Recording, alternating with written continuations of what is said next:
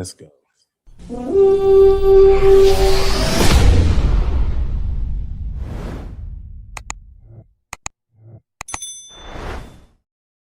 What up, everybody, man? Thank you for tuning in to this live stream directly after the Viking game. I mean, you can hear in my voice that a little disappointment in my voice. It's not a disappointment that the Vikings won this game, but we're gonna dive into it. McCarthy is hurt again, and I know the injury concerns was a concern going into this game and was all concerns this whole season, but now we really have to come up with a solution going forward. And hey, it is what it is. What up, Zoe? How you feeling, man? What's the deal? What up, though, Lefty? Man, it just damn, man. Like this quarterback, bro, he cannot give us 3 or 4 games in a row without an elbow, an ankle, a head. It's always something when this quarterback take a hit. Yeah, like damn, he wasn't this. He never got college. Right, man. It's an issue, bro. It's an issue. I mean, everybody in the chat, what up, Lefty? How you doing, man? Yeah, it's an issue. Like, I'm not gonna sugarcoat the situation. It's a concern. I think like the Vikings going into the offseason, the highest concern they need to do is solidify the backup quarterback position.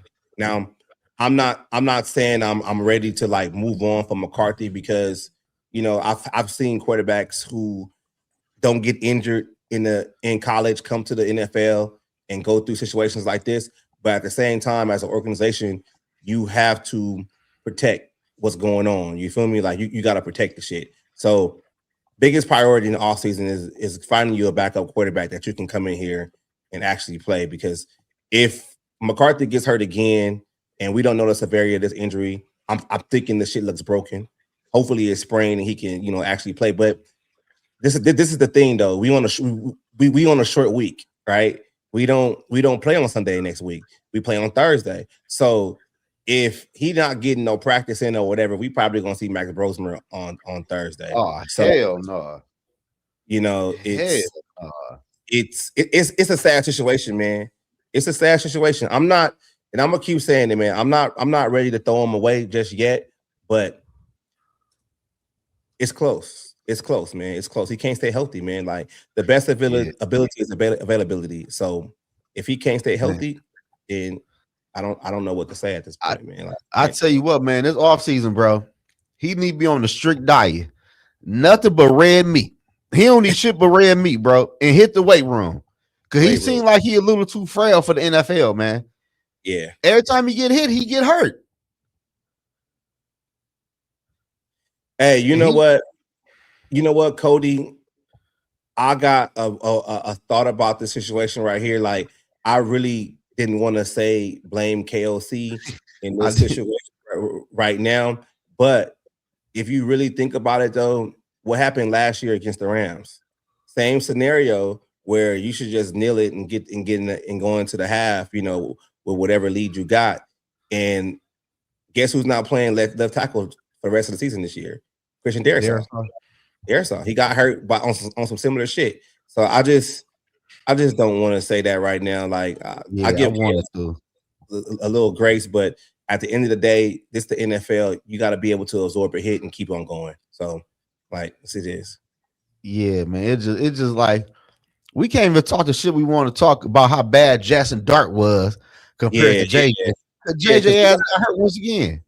Yeah, because we got bigger issues, man. Yeah.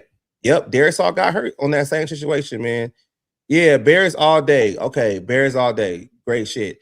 Good. Bears all day. We ain't giving you no hate against the Bears right now. That's cool. We talking about our own shit right now, man. Like for real. We ain't on that right now, bro. We gonna say what we saying, but it is what it is, man. So okay, I haven't seen this person. You seen this person before, Zoe? If you new to the channel, man, both channels, are on here. Like and subscribe. We much, we all appreciate it. I mean, the chat seems like it's going big right now. Everyone in the chat talk Eagles champs. Okay, we cool. You mad your team suck? No, I'm not mad my team suck. I just got different shit. I'm on some other shit right now. So let's get to Cody. What he say? Yep. O'Neal missed the block. Okay. So let's break it down. So play, right?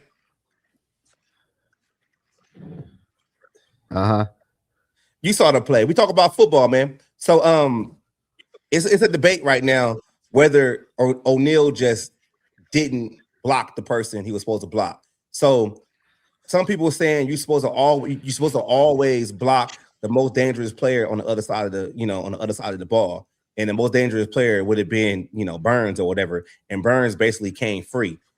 I don't know what the play call. I don't know what the protection was.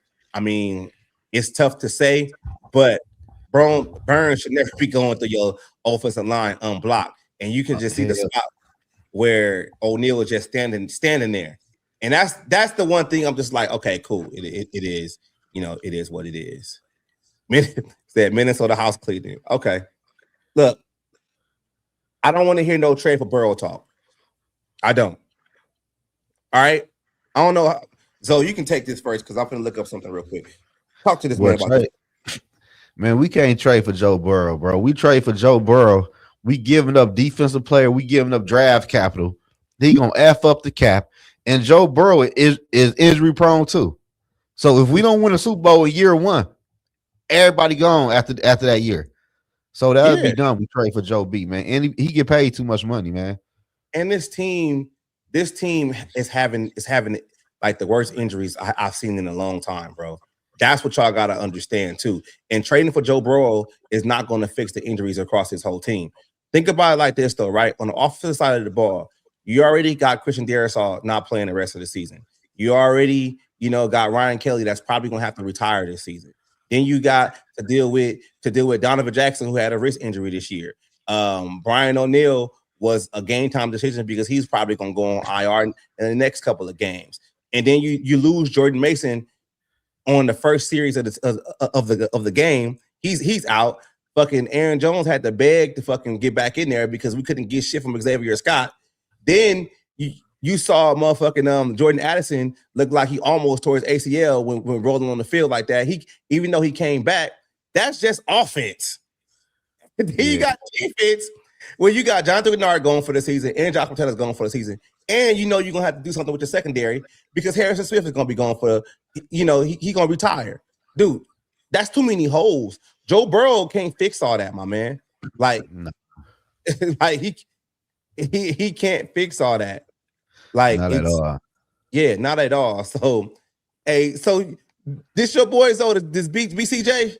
I don't know. Hey, we not salty, bro. Like, we not salty at all about our team. We know what our team is. We know we're not contending for shit right now. We ain't salty. We just disappointed that our quarterback can't stay healthy. What's salty about that? Healthy. Like, that's All right, damn, Cody, go ahead, Zoe. It just, man, like, what the fuck? Like a backup, like we could talk about backups, quarterbacks all day. But the main problem is we got to really look, can this quarterback stay healthy? Yeah. I tell you what, though, bro. I tell you what, next year, if this motherfucker miss more than 2 games, it might be time to move on. Yeah, hey, I feel you. I'm right there with you. When we got my man saying, first let's talk about Cody shit. Dude, we don't need Kyler Murray either, man. We're not trading for Kyler Murray either, dude. Like, that's what y'all got to understand. Some of these players y'all want on this roster, they're not outright free agents. The Vikings don't have enough assets to actually fix this team and get younger, but y'all want to trade for older players to try to fix just because the quarterback is hurt. Straight up, this is how I see it. They're going to have to try to find somebody to be a backup next year that can actually play if McCarthy gets hurt. And if McCarthy gets hurt again next year, just like Zoe said, you just move on. But you can't fucking trade draft picks for an aging player like Kyler Murray, and we already the salary cap. It just don't work that way, bro. Like, this ain't Madden. This ain't Madden. It don't work that way. You're going to have to fucking figure it out with McCarthy, or you're going to have to bring up another backup just in case. And no, look, hey, T Williams, this your boy? I don't know that, man. I don't be on, man. No. Okay, we got new people in the chat. That's what's up. Yeah. All new people in the chat, please like and subscribe to the podcast. We appreciate it. But yeah, we on this panel right here, we don't want Joe Burrow because we know it's more problems with Joe that we got on this roster. We know that. And if you're a football fan, what is Joe Burrow's problems right now? One, he always hurt. Two, his offensive line is always hurt and they can't block. He got 2 good receivers, okay running game, and that's it. His defense is suspect. Now, if he came to Minnesota on the offensive side, it's gonna be the same shit. Fucking offensive line always hurt, can't block, right? He hurt, 2 good receivers and an okay running game. Now the defense might get better, but you don't know what that defense gonna look like next year. So you might be in the same situation that Brian Flores leave and can't keep the team together while playing good defense. So it's the same shit. Hey, I tell you what though, I like what Alfred said. Where Alfred said, he said, man, I'm not gonna lie to you, man. It's time we might have to draft a quarterback in this upcoming draft. I'm with it. 3rd round, do one. Make it a competition. I'm with it. Yeah, we might have to draft a rookie. Because if we can't develop JJ, we might can develop that quarterback, man. Because he can't stay on the field to get developed. Yeah. Hey. At this point, with all these injuries, I wouldn't spend the 1st round on it. I'll do a 3rd to maybe like a guy that can come in and figure some stuff out. Like I'm with that shit. Like at this point, yeah. You might have to. You might have to. That don't sound too bad. Yeah, that don't sound too bad. Honeybees, what's oh my god, I ain't putting that shit out there. That's hilarious. That's hilarious. Oh, the chat going up. Somebody said should Justin Jefferson nah, he gonna be here, man. They ain't getting rid of Jefferson, man. No, not right now. Not right now. Cody said a 6th round for Shador. They're not moving on Shador. They're not doing that. They're not doing that. They got too many problems at quarterback, and they still paying. It's crazy that people still don't understand that. Hey, y'all know Watson's still coming back. They still owe him like a $200 million. For real. Yeah, he ain't going nowhere. Yeah. You think those will be good in NFL? It depends where he go though. It depends on where he go. Now, BJ said Deshaun Watson. You know what? I ain't gonna lie. Deshaun Watson might have some issues, but if he get cut, I'll bring his ass in here. I wouldn't mind it. I wouldn't mind. That man ain't getting cut. Shit. 200 M's. Shit. 200 M's. I mean, they already guaranteed it. They're already guaranteed it. But I'm just saying. I always liked Watson.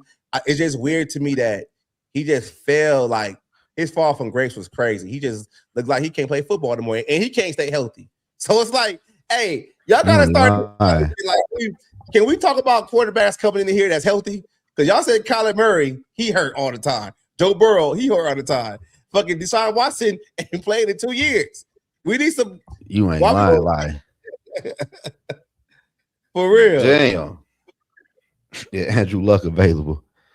Hey, he hurt too. Shit. That's why he quit, because he's always hurt.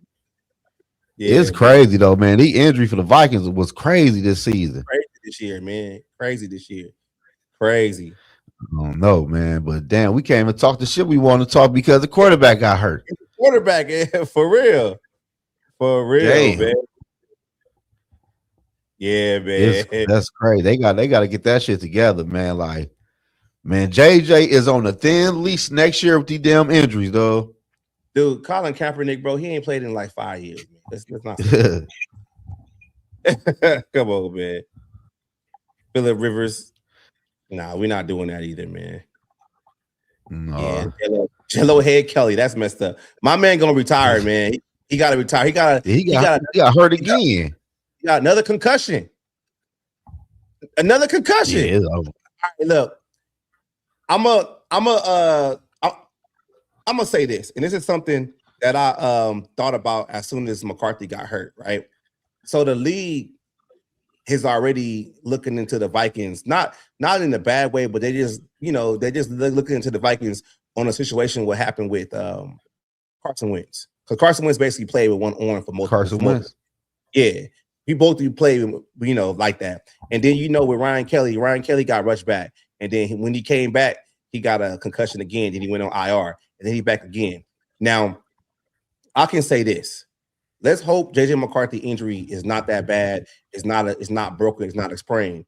But I would understand if they said, okay, we're not going to put him out there again to play because he hurt. We already got the league looking at us for bringing players back early and getting them hurt even more. So we just going to have to wait and see, hopefully tomorrow, what the prognosis is going to be. But I can see that being a factor with McCarthy of just saying, let's just pull him right now, because if he hurt and he get hurt even more, it might linger into the next season or whatever. And the NFL is already watching this because we don't have multiple guys come back and forth for injuries that didn't look too good.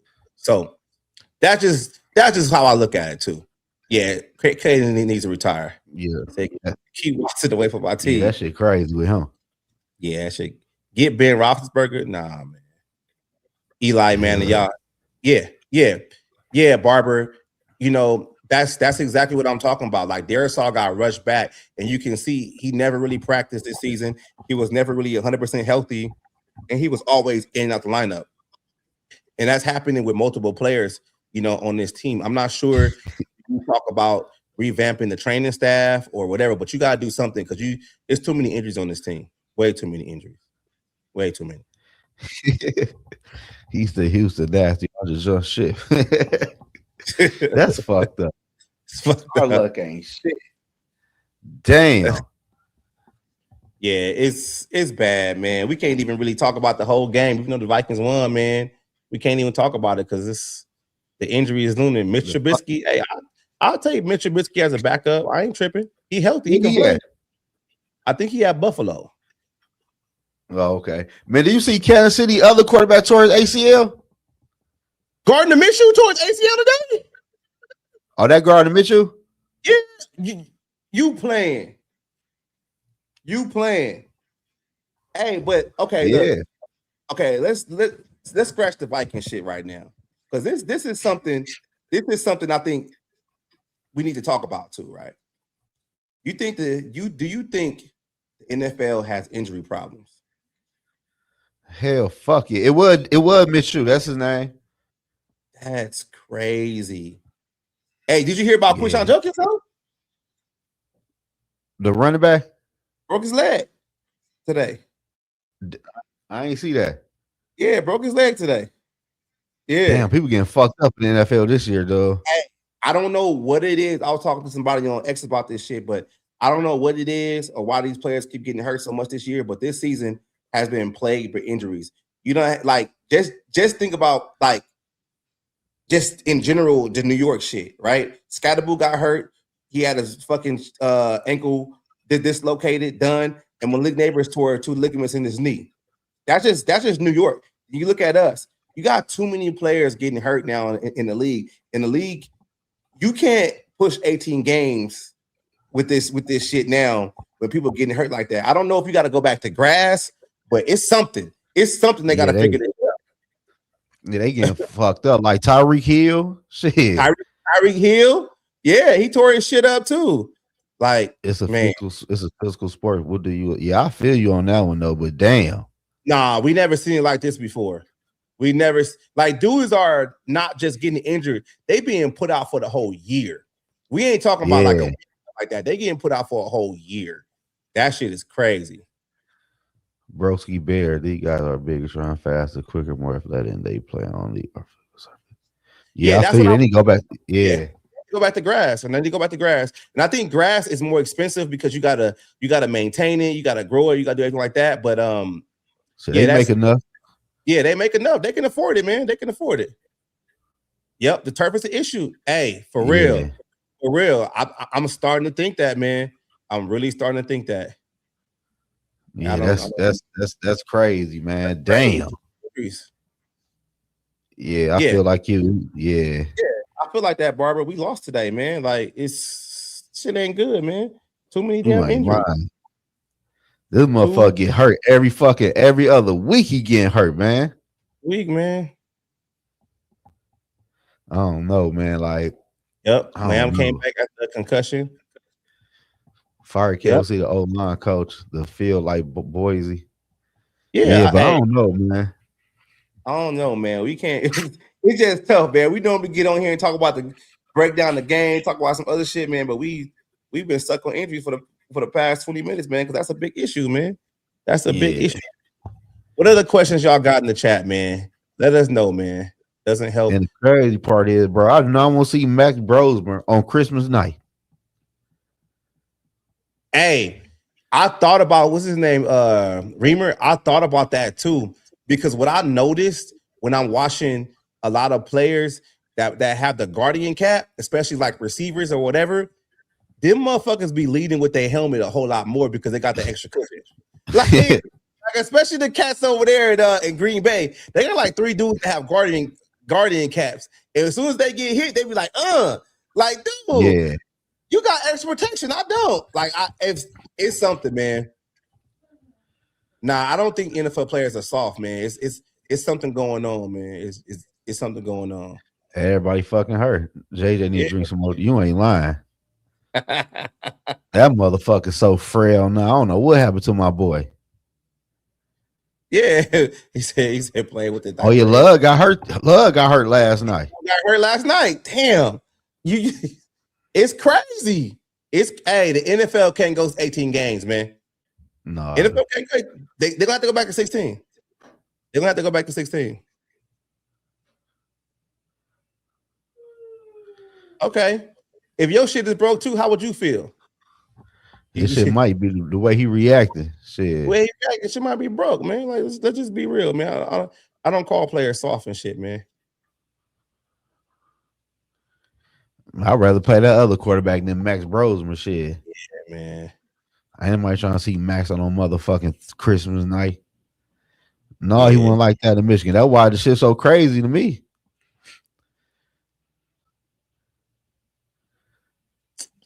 Okay, that's cool, man. That's cool. Our defense by the Packers game last game. Our defense is shit though. Our defense is straight. Defense doing their job. Y'all see what Jackson Dart? That motherfucker ended the game with 33 passing yards, dog. Jackson Dart is not good. Jackson Dart is ass. Jackson Dart is not good. I'm just like, hey, I'm you know how I do it. I'm normally like, all right, let's wait and see. Hey, y'all got the Giants got probably gonna have number 1 pick in the draft. Just go ahead and draft the quarterback. Like, this is just for real. Because Jackson Dart ain't it, man. He don't look good at all, man. Not at all. Not at all. We can't even talk shit though, man. But look at this shit though. JJ McCarthy had 108 passing yards before he got hurt. Jackson Dart played a whole game and he only had 33. Yeah, that's crazy. Right? He only had 33. Max Brosmer came in there and barely passed the ball. Max Brosmer went 7 for 9 and had 52 passing yards.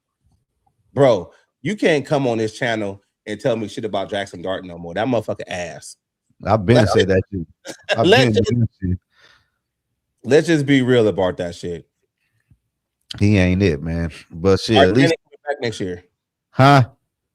He said Arch Manning coming back next year. He gonna be going back to Texas. Going back to Texas.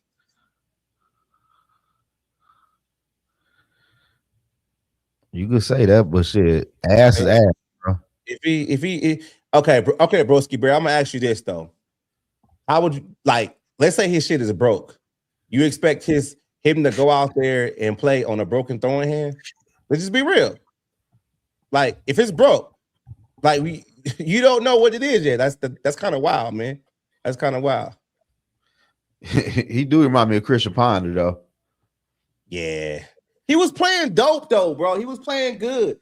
He was checking the ball down the field. He was playing good. No, I'm talking about Dart. Oh, no, Dart worse than fucking Christian Ponder, man. That motherfucker Christian Ponder 2.0. Nah, man. It's that motherfucker. Y'all shouldn't have kept motherfucker David was Tommy DeVito if they was gonna fucking. I'll tell you, I don't see shit out that quarterback, man. Hey, but you know what's crazy about the situation though? And this is why, when you got head coaches and the whole coaching staff that's on a hot seat, you cannot allow them to go out there and reach and do things to save their fucking job. Because Dable knew his ass was going to get fired. Y'all should have told Dable, I don't care what the fuck you do in the draft. You're not drafting a quarterback to save your job. Especially in the fucking first round. You know, like, and now TP, man. TP. Hey, TP, you know what it is, man? I'm gonna drop the link. I'm gonna drop the link in the chat for TP, man. Because trash. I've been telling TP all season, man. I'm dropping the link for you, man. This for you, TP. We can't wait till Monday, bro. Get your ass on here, man. Nah, we can't wait. Get your ass on the 33-yard ass. Get your 33-yard ass. Hey, get your ass on here, TP. You got some explaining to do. For real, man. For real, man. I watched the game. Hey, TP, we calling you out, bro. Bring your ass on this fucking platform, man. Your 33-yard having ass on this platform, man. Fucking 7 for 13 ass. Man. Like I don't want to hear about drop passes. Receiver drop passes all game. Talking about dark. Man, we not doing that shit though, bro. TP, no. The chat. Look at the chat. The link is there, man. The link is there, man. Hey, my man said he gonna come on here and have 33 excuses. That motherfucker is hot garbage. Oh, he go. Ooh, they go TP. He mad. I can tell about that look on his face. Before I put him on, we ain't gonna say nothing. We just want to hit the 33 excuses.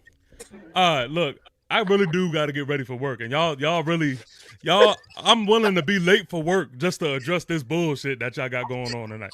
Listen, I don't understand, and y'all are better than this too. Y'all are better than this. How did y'all watch what happened offensively and really say to yourselves that it was the lack of what Dark did? We didn't say that part. We just said he was ass. But he couldn't do nothing. If JJ was on that side of the ball, what would JJ have done so much better? You probably would have got hurt. So what the fuck are we talking about?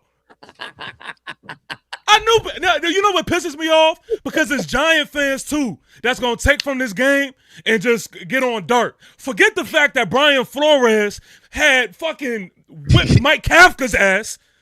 Like, true. Brian Flores could have kicked his feet up and sat in the launch seat and just with a cigar and coached this game.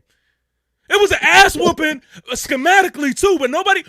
How many shots did they show on a replay on down the field where nobody was open? Nobody home, man. When Andrew Thomas went down, this offensive line went back to his old ways and it was looking like ass. What do you want Dart to do? He can't do shit. Do something. What is it? Okay, so cool. I'm glad you talking shit, Zoe. I'm glad you talking shit, Zoe. Because look, don't ever talk about my quarterback as injury prone. Nah, I don't ever want to hear that shit no more. We can't say that no more. We can't say that no more. Because JJ McCarthy's ass, we went to go hunt. And Brian Burns lit his ass up. My boy TB in here, man. What's up? Bro, I had to, man, but still though, I look at it like this though. Why they didn't allow Dart to pass no more than 13 times, man? Kafka is a bitch. Like, yo, this man tucked his tail. He seen Brian Flores and he just got shook. He got shook. And you know what? I give you that though. TP. I give you that. Like, Kafka was a double agent because he used to play for us back in the day. And he was like, shit, Minnesota, I'm about to call the worst game possible. Fuck it. I'm going to do it for my old team. We're going to run the ball 100 times. Like, this shit was terrible. That shit was terrible. Running the ball. Even got to the point that where you in the fourth quarter and you trying to get some points on the board. And we just ran it out. And I'm like, yo, and I'm going to save it till tomorrow. I'm going to save it till tomorrow because I know I got more that I want to say. Yeah. But I want to say this because I'm not just I come from, me and D Woods come from the same cloth. I'm not just going to come here and just talk Giant shit. Right. There was a lot of shit that happened that wasn't because our defense was so good. Right. Hold on. I'm not coming for that cloth. Hold on. I gotta make one comment though. So when you want to, you be on bullshit sometimes. I gotta make one comment. One comment. It's about Brian Flores. He was auditioning today for that Giants head coaching job. I might be y'all coach next year. I said this because I did a play-by-play live stream. Right. Brian Flores, every time he is lined up against the New York Football Giants, he is making sure everybody knows and understands that he is trying to put belt to ass. Yeah. Now, as far as he could control it, he did just that. If you know the whole thing about the lawsuit and shit like that, I mean, the Giants is included too because fucking what's his name sent the wrong text to the wrong Brian. Oh, that's right. Yes. Table. Yes. I forgot all about that. That's I don't blame him, not one bit. I Yeah. don't blame him. You know, he sent the wrong text, and that's what the whole shit is about. And actually, how I look at it too, the NFL could make it right by bringing Brian Flores in, telling the Giants like, "Yo, just give him a shot. Y'all the ones that fucked up. Y'all let Belichick go in there and send the wrong text. Y'all shouldn't have checked him, and we shouldn't have fined him. But go ahead and let Flores take this head coaching job, which y'all shouldn't have did in the first place." And, Exactly. Exactly. And we're gonna say, what's what. But that's if you know the shit. The Giants is included in full circle on all that shit. Hell yeah. Belichick sent the wrong text like a dumbass. And we should have known Belichick had problems then because he couldn't text the wrong person. I don't know why. He probably was drinking. Man, look, if it's up to me, if we was he was like, babe, what Brian is it? Girl, that's Brian Dable. Not Flores. Fuck. That's what happened. His little girlfriend forgot.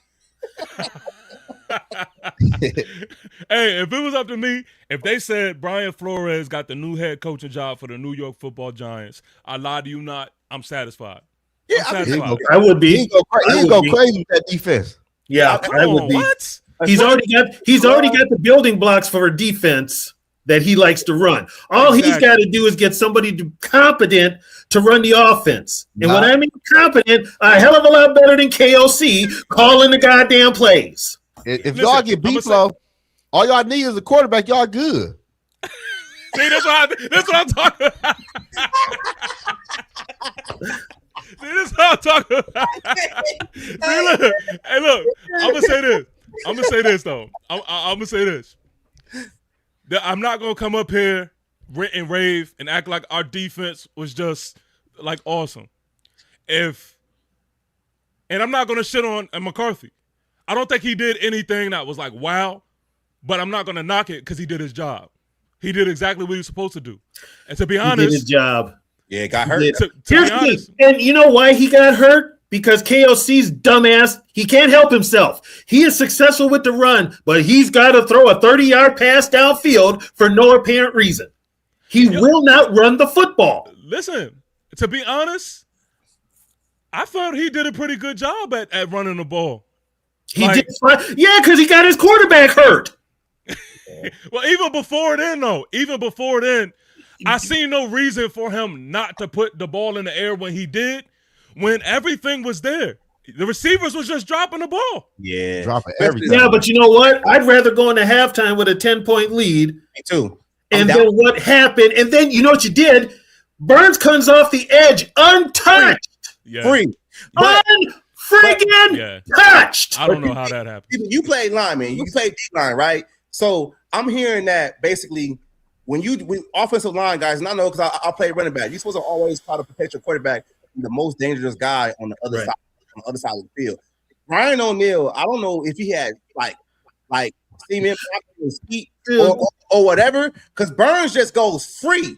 Like at that point, I'm like, all right, cool. I know McCarthy got hurt and he should be able to absorb that. But if you look at the play, it was a screen. He couldn't throw the screen because y'all covered it well. It'd have been an interception. So that's why he's holding. But you know what though? On that play, he never looked to the side of the screen. His head was turned to the left. Yeah, he was turned to the left the whole play. So guess what? I mean, if Burns misses that sack, he'll never live it down in the locker room. Hold on, man. Hey, ATP. We got your boys on here, man. The Black Bear Podcast. You don't see him? What he said? Hey, listen. They keep talking about we some losers and shit like that. Let me tell you all about the Black Bear Podcast. I was watching the game, and I thought it was a good-ass game. Green Bay and the Bears. I thought it was a good-ass game, right? It was a good game. So I'm watching the fourth quarter, and I said, oh, let me go check in. I want to see what my boy's thinking right now, whatever, because the game was lit. Mm-hmm. I go in, check in the live stream, and they looking like they fucking dogs just died. I'm like, hey, if If y'all don't toughen the fuck up in this live stream, what y'all got going on? They over there sad like they already knew they lost. I'm like, man, this game is lit.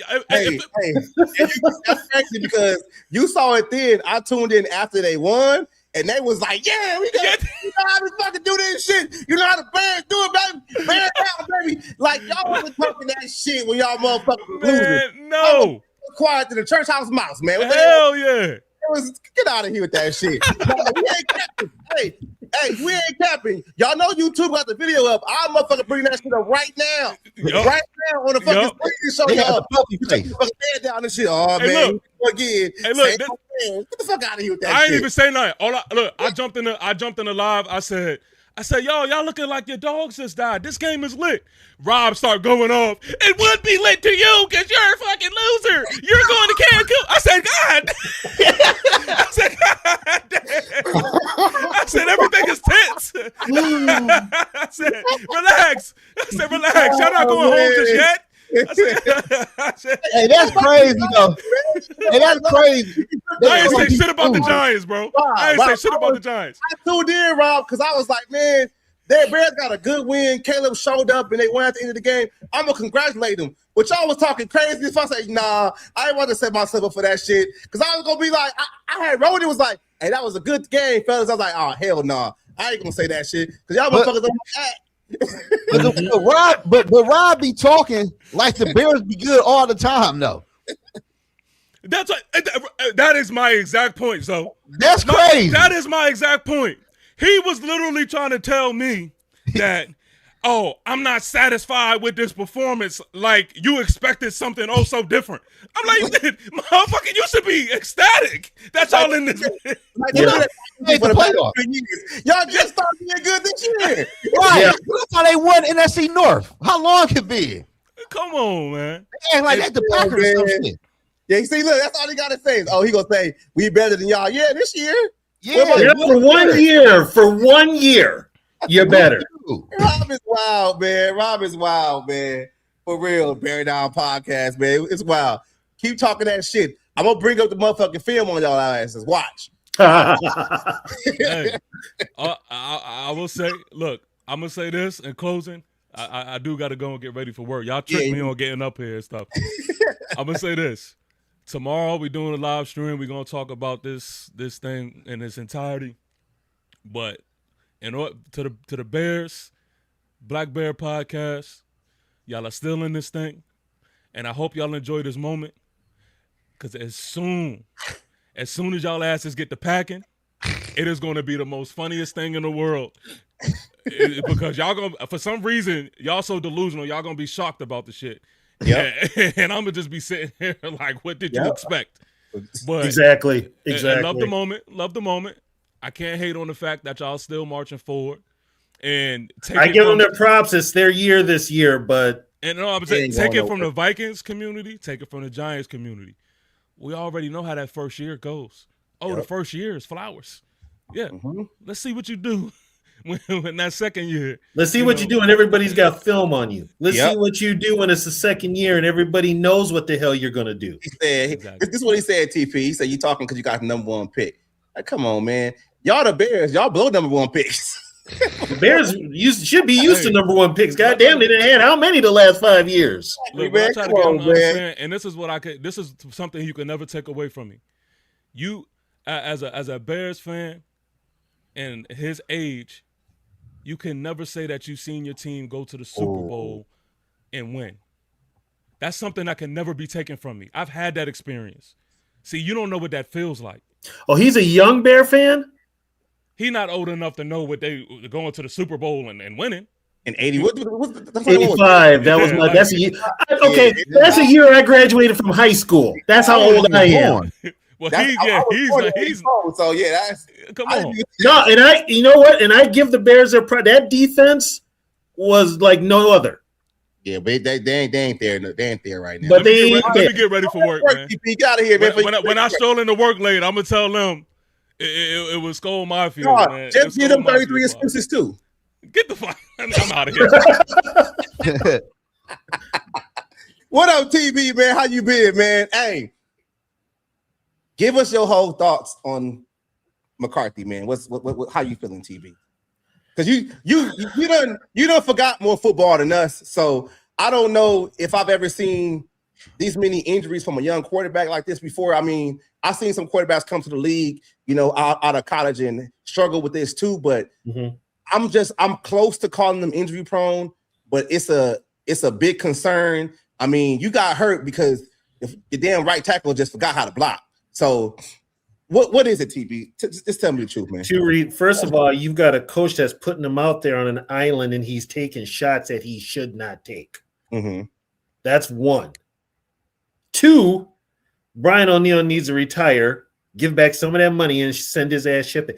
Walter Rouse has yet to even suit up this year. He's every game, his ass is inactive. He hasn't played. He hasn't played. And I'm like, okay, but you're going to put School in there. You're going to put Brandel in there. What the fuck? You don't like Walter Rouse? What the hell did he do to you? You know what it is, Tony? It's like, y'all know I have issues across the board with this whole development situation, on this roster with the coaches. Yeah, lack of development. Lack of development because, I don't want to. Flores got his defense playing good, but if you look at the Bears and you look at what Sean Wright is doing, he was in our building too. Like we traded him. We traded him. When we got rid of Andrew Booth. I'm just seeing like I don't understand like the game plan with they don't really want to have these young players develop. And I'm just thinking like if Brian O'Neill was going to this game and he was iffy, I would have shut him down for the rest of the season so I can see all the young guys play. He's big iffy. He's been iffy all year. Iffy all year because he had that NCL sprain. So I'm like, just shut these older veterans down and let the young guys play. And I don't think Kevin O'Connell was smart enough to do that. And that's just first of all, Kevin O'Connell should not be a head coach. It's concerning. But you're right, TB. McCarthy is taking too many unnecessary shots. Right. Here's the thing. I've told this to people on other shows. I've told it on my show. The only reason I told you Tony had a show. What's your show called? Man, look at him. He got a sneaky show out there. I've told him yesterday and shit, and he was all serious and shit. I was like, look at my boy TB up there with his new show. Look at him. He had no show. Hiding that shit from us. Come on, TB. Go ahead. I do a show with a friend of mine, Eric Peterson. It's called the official Purple Skull Squad show for Minnesota Viking fans. It's on YouTube. That's TB show, y'all. If you find it, I'm gonna go find the link so I can put it in the chat because that's TB show. Go ahead, TB. But here's my thing. The only reason KLC took this gig, he wanted to call plays. That was the biggest one. Other than that, he was going to put people around him to field the team. Because put it this way, who the fuck hires, excuse my language, who hires assistant coaches before you hire the head coach? That never happens. And now here's another thing too. This is where everybody needs to start asking questions about how soft this team is. You got two coaches in the AFC now that are knocking heads and taking names. One is DeMeco Ryans. The other one is Jim Harbaugh. Harbaugh was in the building and they didn't hire him. DeMeco said, no, you're going to give the gig to KOC anyway, so I'm not even going to interview. Yep, he withdrew. He withdrew. Him and Raheem Morris did too. Yep. So, you know what? This is karma for the front office. This is what they wanted. And Tony, like this team barely practices too. So that's another thing. Their body is not developing like they're not in game shape. They're not in game shape. Not in game shape. I remember hearing reports about the game against the Chargers. Even though it was a short week, they didn't even practice. They just did walkthroughs. So you can and what's funny though, KOC, his mindset, he's soft. You should have knew. You're going up against a guy, you took his job. He's gonna knock your dick in the dirt. He's gonna prove a point that you should have hired him. What up? Yeah. Going on, y'all? What's up, TV? Hey. What's up, Z? But what up, no doubt? You're now winning 3 meaningless games, which JJ looked good in the last 2. I'll give him credit. But KLC can't help himself. He went right back to play calling today that he had earlier in the year. In the season. Yep. Yeah. He started the game with You start the game with a drop back that almost got intercepted. Yeah. That was the first play of the game. Like, what the fuck? I know. What up, Dale? What's up? What you got, man? What you got for us, man? Yo, I'm just checking in. Really, I'm just vibing with y'all, man. You know. Okay. I'm gonna tell y'all this though, man. I don't know how y'all feel or not though, but next year JJ McCarthy is on a short fucking leash with these fucking injuries. You know who needs to be on a shorter leash is KOC. He still might get fired. Hey, you know what this? And why I'm saying he still might get fired, because y'all know I'm gonna look at different shit a little bit differently. If Kevin O'Connell brings his punk ass on a press conference and he says anything to the detriment of, oh, McCarthy didn't do this or McCarthy didn't do that, and that's how he got hurt, that's him throwing McCarthy under the bus again. You know what? I got to bring up something. Did any of you guys see the altercation on the sideline between JJ and KLC? Today? When he ignored him? Today. Yes. Yeah. You saw that? You saw when he ignored KLC, right? He ignored him. He blew him off. Yeah, I seen that. What Yes. happened? He blew him up. I've told people, and this is a history lesson, Zoe, so you might want to sit this one out. This has the same dynamic as Norm Van Brocklin and Fran Tarkenton right now, where they did not get along and they did not see eye to eye. Okay. And right now, I can see that with KLC's got the way he wants his quarterback to play, and JJ's like, I'm playing my brand of quarterback. Mm-hmm. Well, I can't say this. JJ don't have no broken hand or anything. It just came out. What is broken? No. So, okay, if it's not broken, and Kevin O'Connell pulled his ass early. Kevin pulled his ass early. Yep. So now you got 4 days rest. Yep. And you're playing the Lions. And it goes back to what I was telling you earlier, though, Zoe. The league is looking at the Vikings on this injury shit. You rush Darisaw back. You rush Darisaw back, and he continues got hurt. You basically let Carson Wentz play it on one arm because the motherfucker had a broken socket. His arm was just hanging on ligaments. He couldn't play. So what probably happened was this. The trainer was probably like, he can play. It's going to be painful, but it's going to affect it. And O'Connell was probably like, no, let's not do it because it's going to be another issue down the line. Let's just whatever. Because if y'all know, Aaron Jones wasn't supposed to come back. He only came back because Mason got hurt too, and they couldn't get shit out of Xavier Scott. So Xavier only touched the ball twice. Who we talking about here? Who we talking about? It go back to my shit though that I keep telling people. Aaron Jones came from Matt LaFleur, so Kevin O'Connell want him out there because he know the offense better than anybody else. Because you know what, D Woods, he gonna get him killed. He gonna get these guys killed. I'm telling you, like JJ was like, "Oh, that shit's painful." And when he went to the locker room, early before the half even started, so they can work on the shit early. Kevin O'Connell went back there and was like, "Nah, we're not gonna play him. Fuck it. League is looking at us already. We're not gonna do that shit." That's exactly. Well, you know what though? They're going to have to answer for the whole Carson Wentz thing. They're going to have to. Yeah, they're going to. You know, but here's another thing too. Him getting fired. But here's another thing too. And this, if you're a player, especially an NFL player, you're going to want to play whether you're hurt or not. A limb's got to literally be falling off. Yep. But with Wentz, I think that limb was falling off. And he still wanted to play. But you know what? That's where KLC has to step in as a head coach and be like, no. No, McCarthy's hand's not broke. They say it's just probably a sprain or something. But you, as a head coach, right? And even when you coach in Little League or however, whatever way you coaching that, you have to be able to protect the players from themselves. Players are not going to always check themselves out the game unless they physically can't fucking walk out there. So, by the way, D Woods, can I say something here to Cody? That whole him doing the gritty, they need to let that shit go. Yes, that is stupid. And Paul Allen, that motherfucker, I hate that motherfucker with a passion. So he can just shut the fuck up. Nobody in the Twin Cities likes his ass. Nobody. Yeah, That's true. He ain't. Yeah, nobody. Paul Allen's he's had this Viking gig for 20 years, basically because he basically is sucking. I ain't gonna say it, but don't say it. But okay. It's just like it's a lot going on, and this is why I keep going back to the situation. I keep telling people online, like there's so much things going on with this team. This team's injuries is just taking this team completely out. Well, every year though, some teams are hit hard with injuries, and some teams aren't. Remember, Zimmer went through the same thing too. He had a bunch of injuries, and it was to the offensive line. Yeah, even to himself, TB, when he got his eye fucked up.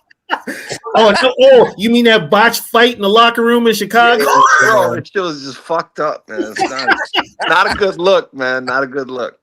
Oh man, I liked it. I liked Zimmer going out there with the eye patch. I was like, look, my coach tougher than yours. He out there with the eye patch. But here's the funny part, though. He was throwing punches that didn't land. It don't matter.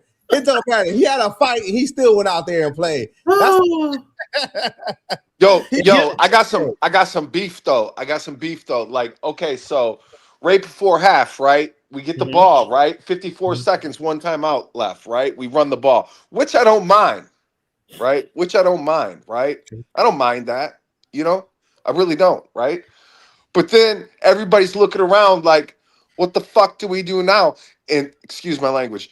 And then we don't even snap the ball until like 27 seconds on the clock. So we run the ball once and it takes us like 25 seconds to run another play, even though we have a timeout in our back pocket. Like, what are we doing here?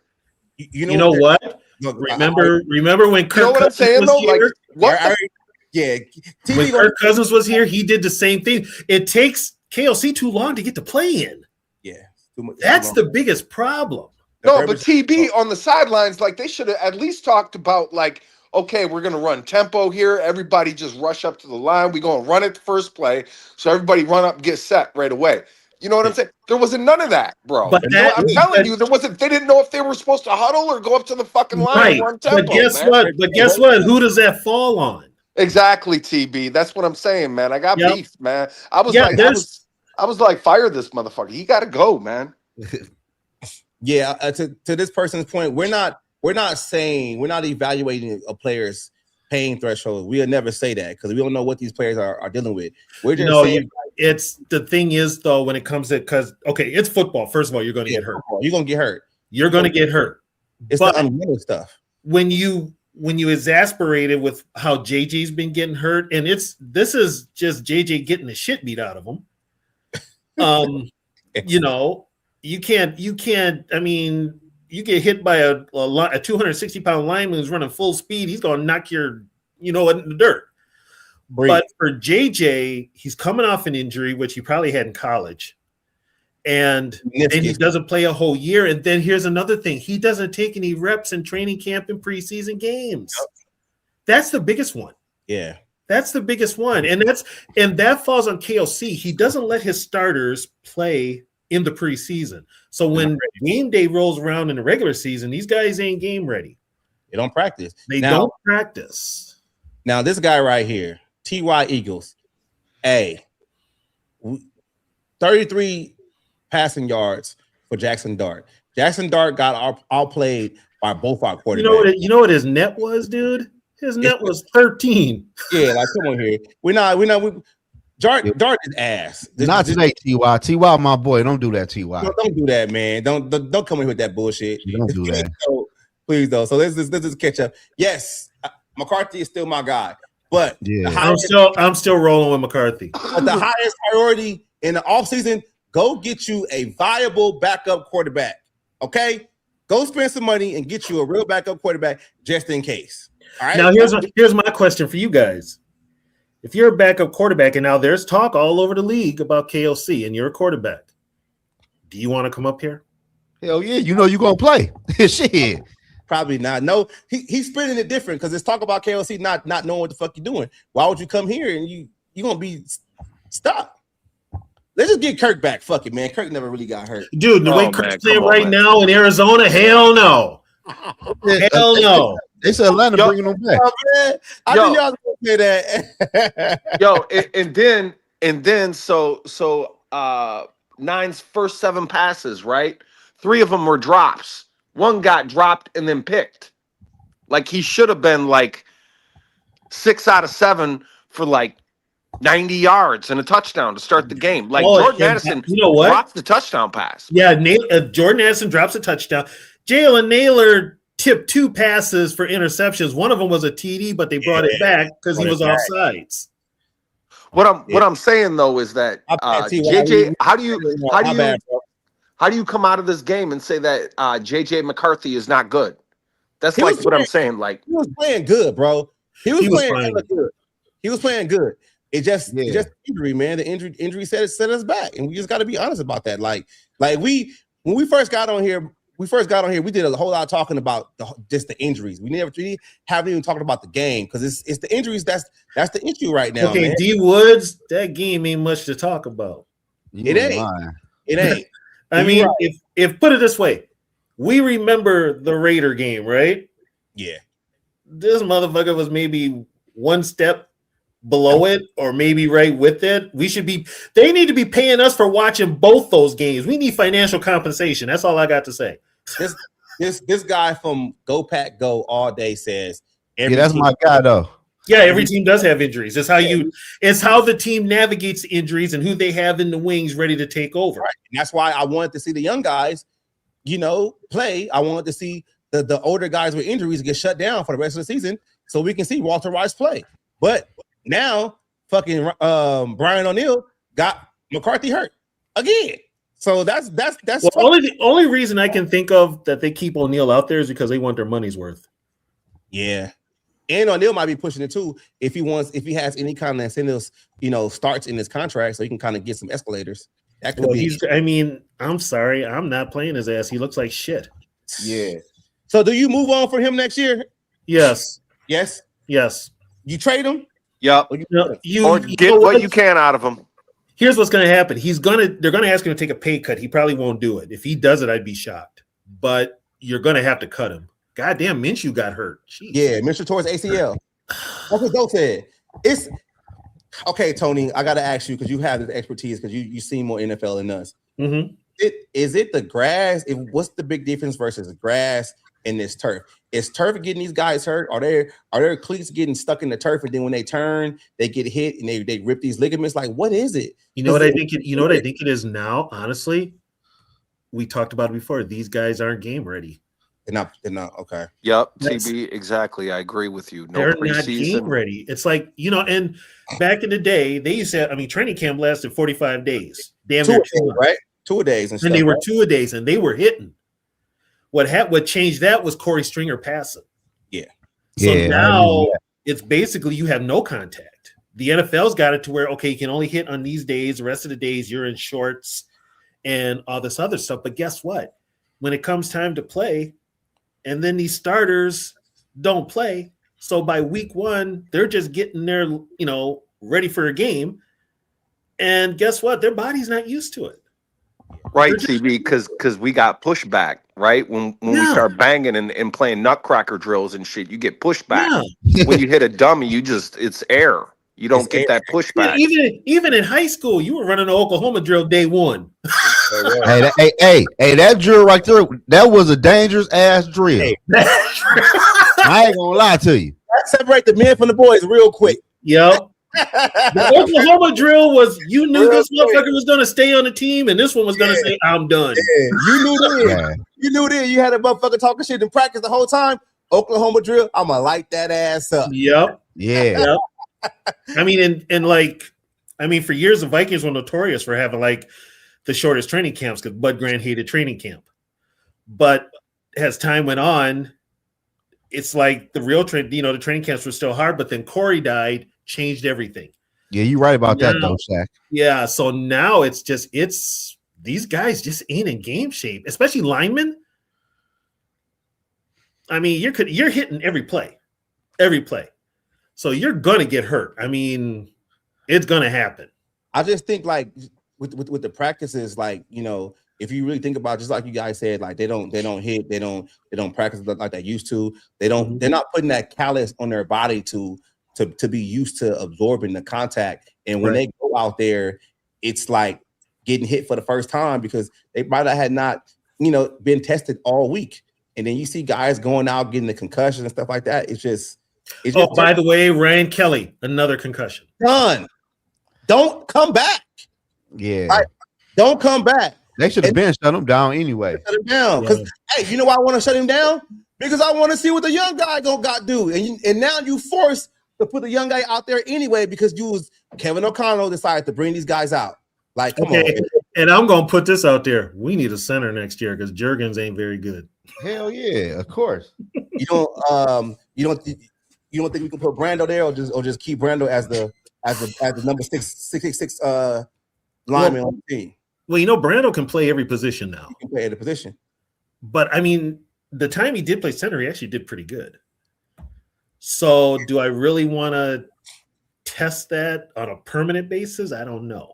But I would look and see if there's a center out there that I could maybe make a trade for or sign cheap. Yeah. Yeah. That's what I'm saying. This team got too many goddamn issues and holes to fix. That's why Joe Burrow is not a goddamn option. Stop saying that shit, dumbass Viking fan. Well, you know what? Burrow's not going to be an option now because it sounds like Zach Taylor is going to stay. He's going to stay in Cincinnati. But he don't like Zach Taylor, right? Yeah, but you know what? Zach Taylor operates that offense for him. He lets him do does what he wants. He lets him do his thing on offense. So he's not going to, he ain't going to rock the boat. If it works for you, come on. Joe Burrow is overrated Kirk Cousins, in my opinion. Yeah, it's turning that way. And he's injury prone. Hey, overrated Kirk Cousins. I'm gonna break it down. Because if you go back to when the Vikings signed Kirk Cousins has some of the most yards with Washington, a gang of yards and a lot of empty stats, no playoff wins. If you take out the one playoff appearance that Joe Burrow had for the Super Bowl, he's either hurt or his team is ass. And if y'all want to sit here and want to trade for Joe Burrow, you're basically trading for overrated Kirk Cousins. That's a good question. Jackson played left tackle in college. Nah, keep him at guard. But he could play. He's a hell of a guard. So keep him at guard. Unless it gets really bad, maybe slide him out. He could probably play left tackle. But right now, he's dominating at guard. That's one bright spot we've had this year. Do you give up on Darisaw? Because I'm almost there too. Them injuries are catching up to him, and he's getting paid a lot too. I don't. There's guys I'm giving up on. There's a few that I'm like ready to go. Okay, tell me the guys you're giving up on. I'll see. Jonathan Grenard, because he's in the way of Dallas Turner. I need Dallas Turner to play. I don't want Dallas Turner on this team, and then now we have to pay him when he becomes a starter in his 4th, 5th year. I need Dallas Turner to be a starter now, and Grenard's in the way. And I could probably get a 3rd or 4th round pick to help other holes when I have a luxury at that position. So I'm done. You know what? And that we'll see what happens with Flores, but that's another thing too. Okay, who else? Bernard, TJ Hawkinson. Oh yeah, move on. Aaron Jones. Christian Darisaw, Harrison Smith. Smith is going to retire. Yeah. Okay. Josh Metellus. Move on. And Isaiah Rodgers. Well, they're definitely gonna move on from Rodgers. Yeah, that was like those the guys like I'm ready to move on from. What, you ain't getting rid of Ivan Pace? You keeping Ivan Pace Jr.? I don't even think he's on this team anymore. He plays still? Yeah, he's still out there. Yeah, I see that 0 jersey every now and then. Oh yeah, 0 is I told y'all, I said when he changed his number to 0, he was gonna become a big nothing. And he became a big nothing. That's okay. First of all, I'm a linebacker. I'm not wearing 0. 0 don't intimidate nobody. Why would you wear 0 though? I don't understand 0 in basketball. Like, what is the infatuation with 0? Like, it's you know what? If they would allow players to wear 00, that's cool. But you're just wearing 0. You just got a big fat 0 on your friggin' jersey. Yeah, come on. I don't get it. So T.Y. Eagle asked this question, and do the drivers try to pick another quarterback? They're going to look at it. They're going to kick the tires. They're going to kick the tires. I'll take one in the 3rd. Are you talking about draft one? This is how I look at it. Either you go get you overpay for a good backup, that's fine, or you take another quarterback in the third just in case. I mean, I'm gonna throw a name out. Both. I'm gonna throw a name out there that I'd like to see with the Vikings. Jameis Winston. Okay, I'll do that, but don't give him a 1-year deal. Give him 2 years, man. I'm tired of these quarterbacks coming and going, man. Like Jameson Winston and Kelsey offense. Hell no. Interception city. Or he uses his feet. It'll be fun though. It'll be fun. It'll be fun though. But here's the thing. We're stuck with KLC for another year, unfortunately. Yeah. Hey y'all. What do you think about Jay Ward today? Did he play? Oh hell yeah, he was starting. Was he number 24? Yeah. Okay, yeah, I didn't. I was like, who the hell's number 24? It's hard. Shit, we had Dart at the quarterback. We were going. Yeah, I was like, who the hell is number? Because they only dropped back 13 times and yeah, so it really kind of secondary did good. He only had 33 yards. Shit, everybody get good grades with the secondary today. He was flashing, man. He was flashing. Well, then he's probably in that line for next year too. Plus, he's still on his rookie contract. He only got 1 more year left, I think, on his rookie contract. They've got to make some big decisions. You're going to lose some coaches. Yeah, it's already started. Yeah, it's already started. Like I was telling the Giants guy, I mean, Brian Flores auditioned for the Giants job today and probably got it. Yeah. He did. Yeah, I think he's going after this. Like I said, you're going to have KLC 1 more year. They're not going to make any changes in the front office either. That's been the talk here in the Twin Cities for the longest time. They're not changing the front office. So they're not changing anything in the front office that we know of. From what I'm hearing, everything's going to stay status quo. They think this year was a fluke, so they're going to run it back. You're going to have to add some pieces, but they're going to run it back basically with the same crew. But so that means they're going to get fired next year. Well, and they got an easier schedule next year. That don't mean shit. That don't mean nothing. You still can suck. Hell yeah. But I mean, it's which I think you got to make some changes. Hey, you know what quarterback I want the Vikings to bring in for real though? Y'all don't know how y'all feel about that. I told D Woods the other day, man. I want Joe Flacco here, man. I wouldn't mind Flacco. How old is he going to be? I don't know. But I want him here though, so he can help develop JJ and the rest of the young quarterbacks though. I would take Flacco. Yeah, I would have took Flacco this year. KOC can't develop a soul. Maybe Joe can. I done took Flacco. Okay, kid, that's the biggest lie we was told that KOC could develop a quarterback. He can't do he can't. I never believed that shit. I never believed it either. I asked Vikings fan, name one quarterback this motherfucker ever developed. None. Exactly. So what the fuck? None. We still waiting. None. But people be like, "Yeah, look at what he did with Sam." No, that was Kyle Shanahan, y'all. That was Kyle Shanahan. Oh, let's speak on Sam. Let's speak on Sam for 1 second, y'all. Sam Darnold was playing in a big game with the Seahawks with 2 interceptions, but he made some crucial throws, and they beat the Rams to take the number 1 seed. Oh, can I say something about that game? What? How the F are you going to call that 2-point conversion a lateral when it was all year that play has been a forward pass?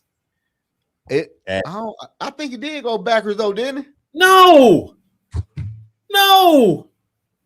it did. It went off versus helmet. It went off versus helmet and bounced in the end zone, and they called it a fumble recovery. He said Shaheed saved that game, not Darnold. But Sam Darnold still made some crucial throws to win that football game.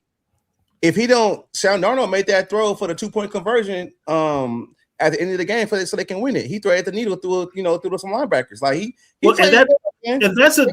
Darnold's not a bad quarterback. He's actually the perfect quarterback for like an offensive coach like KLC. But okay, let's see what he does in January. But TB, my whole thing is this though. Sam Darnold never played bad in Seattle compared to when he was in Minnesota. Yeah, the He bad. never had the Lions game. He never had the Raiders game. He never played as bad here as he is in Seattle right now. You know why though, right? Yes, I know why. Why? They run the football. In the football. Exactly. Yeah. They protect him by running the football. Now, I want to talk about this dude's question right here. He said that they fired Spielman out of nowhere, so there's hope. You know what? That is true. That is true. That is real? true. Yeah, because everybody knew Zimmer was getting fired. They wanted to keep Spielman in another role. But They then, did. Yeah, and he wouldn't do it. And Spielman was cocky enough that he was the ear of Mark Wilf. They need to bring him back. He was safe. I mean, bring him back. Bring Spielman back. I'll Man. bring him back. No, do not bring Spillman back. No. Why would you bring Spielman did Spielman good. back? Why wouldn't you bring What? Spielman? Fuck no, dude. I like. Hold on, wait. Overall, Spielman draft about a B- for real. No. What? No, really? What's Yeah, so bad right. about Spielman? He took Mike Hughes over fucking Lamar Jackson. When we Okay. needed a quarterback. Oh, Nah. they had Kirk. I don't give a fuck who they had. No, Okay, but you no, Fuck me- that. I don't give.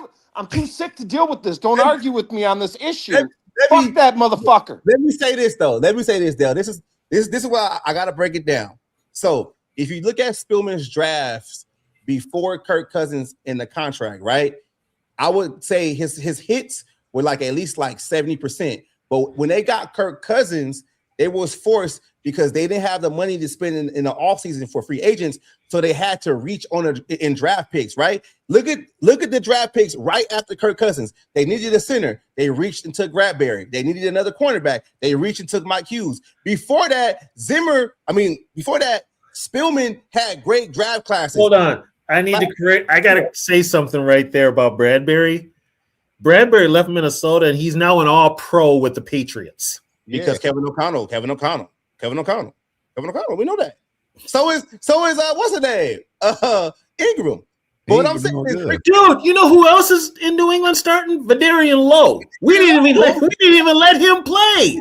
yeah, we traded him. Vidarian Lowe, we drafted him and then we traded him. What did he play? He's a guy, he was a tackle. He's a left tackle. He was a left tackle. Yeah. Quasi drafted him. That's why I be on people's head like, oh, Quasi can't draft. Kevin O'Connell can't coach. And he has Thank you. Thank you, Cody. Thank you. I want Louis Reddick here. don't Wood, like take him. I don't like him. See, you a motherfucker. Yo, bro. this is You a my motherfucker, man. I don't like him. this is my I don't like him. I'll take Adrian Wilson. That's why I take Adrian Wilson. Oh, you said he was a Cardinal, I believe. this is my biggest He beef played with safety, Spillman. Okay, This is my biggest beef with Spillman. So you can talk about Rick. Go ahead. This is my biggest beef with Spillman. He's counterproductive. You got a defensive mind head coach, and you draft strictly offense for like 8 years in a row. The only defensive player that we took 2 corners in What you 8 mean? years What you mean? Through the whole draft? What with you mean? Spillman. He drafted Anthony Barr. He drafted Eric Kendricks. He drafted Trey Waynes. No, I'm and talking he about drafted yeah. That's what I'm saying. Past that first year, wasn't year, his he first drafted year. no fucking defense, man. No, None. but listen, but I will say this though, Dale. Towards the None. end, It's counterproductive. You're going all offense. You have a defensive fucking coordinator. but Towards the end, look they though, were- Dale. I We will kept say on this. drafting fucking defensive ends in the 3rd round, time and time again. We draft defensive ends in 8 years. 8 fucking years. We drafted Danielle 15. Hunter. We drafted Danielle Hunter Bro, in the that was 4th. after Janelle Hunter, bro. I'm telling you, we took Bradbury over Jeffrey Simmons. We drafted a fucking wide receiver who ran a 4.67 40. A Who, 4.67 fucking 40. Oh, that was in the Laquan first Treadwell. fucking round. Yes, but this is why they That was drafted. Laquan Treadwell. Because he didn't went to know. the same fucking school. They He went to didn't the same know. school. They He didn't know didn't what draft they DK had. They fucking didn't know what Metcalf, they who had. ran a 4.3 40. It's like the fucking Herb Smith Jr., who ain't even in the fucking league anymore. Hey, Dale, you do got a point. You do got a point. Hey, dope. Yeah, Zimmer draft. Hey, Zimmer was towards the end, not bad. Because they were reaching because they didn't have money in free agency because of Kirk. But he did not. Yeah, you're right. Well, no, you know what? You know when it all started?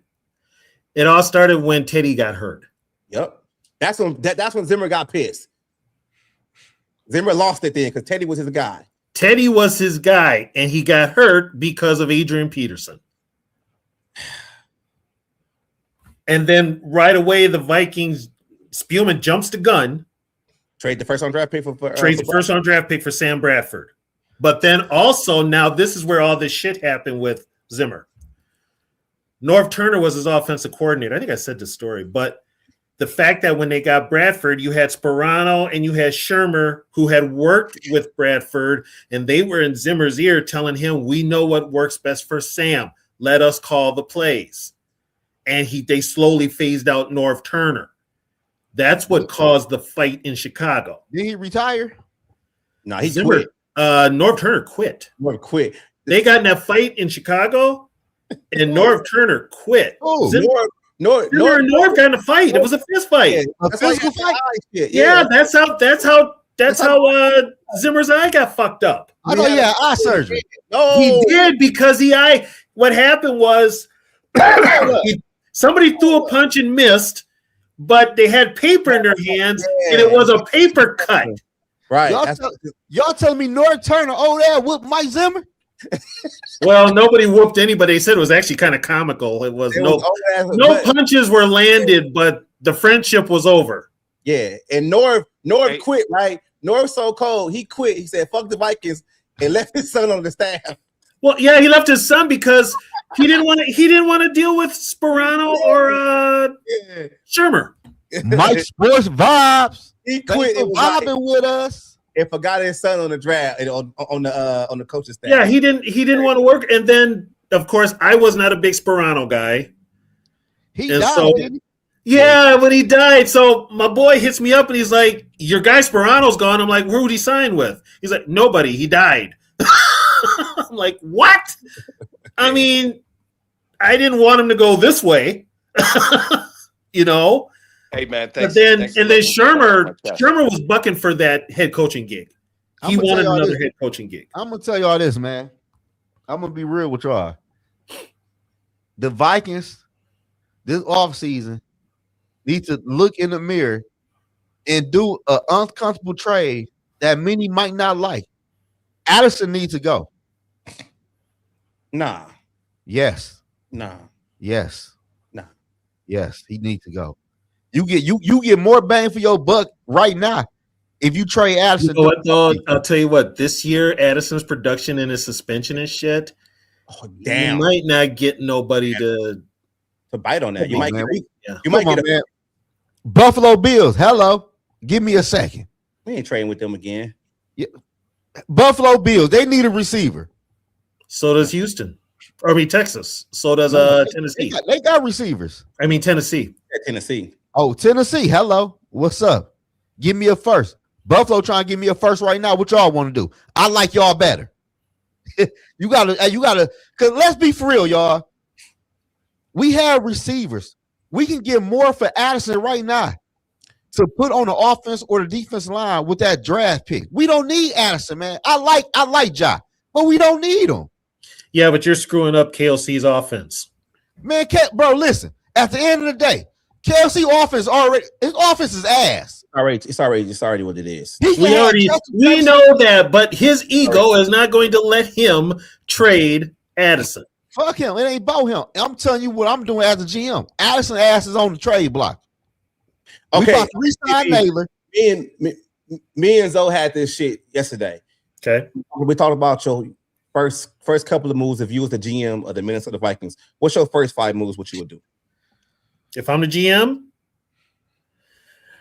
build the offensive line and the defensive line, get a new defensive coordinator, and play a 4-3. I like Okay, that. that's one move. There's that one or two move because that's like three things you said. You said all five down there. Shit, you said 5 moves. Can You I done go? for it. Can I go? Yeah, go Dale. Shit. I'm building the line of scrimmage, and I'm talking to the head coach about running the ball more. Okay. And if So he bringing a run game coordinator, you do that too? I would bring. I'm going to bring in. I'm going to get a real offensive coordinator. I'm going to tell KLC to give up play calling. You think he could do that though? He doesn't do it. He's out of a job. There you go. You're the GM. Fuck him, man. Yeah, if he doesn't do it, he's out of a job. I'll put it this way: I'll get rid of him, and I'll sign Brian Flores to be the head coach. This is what I said. Okay, I'm gonna let Dale go. Then I'll tell you guys what I said. Go ahead, Dale. First thing, number one thing I would do is get a straight up nose tackle.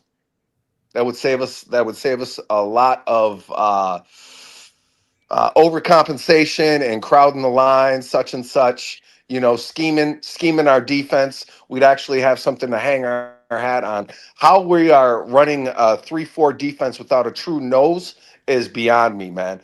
You know, big up Flores. You know, which brings me into that demote KOC, promote Brian Flores. I would say this. Go ahead, Zoe. I'll let you go ahead, man. My first move, I'm the GM. I'm hiring a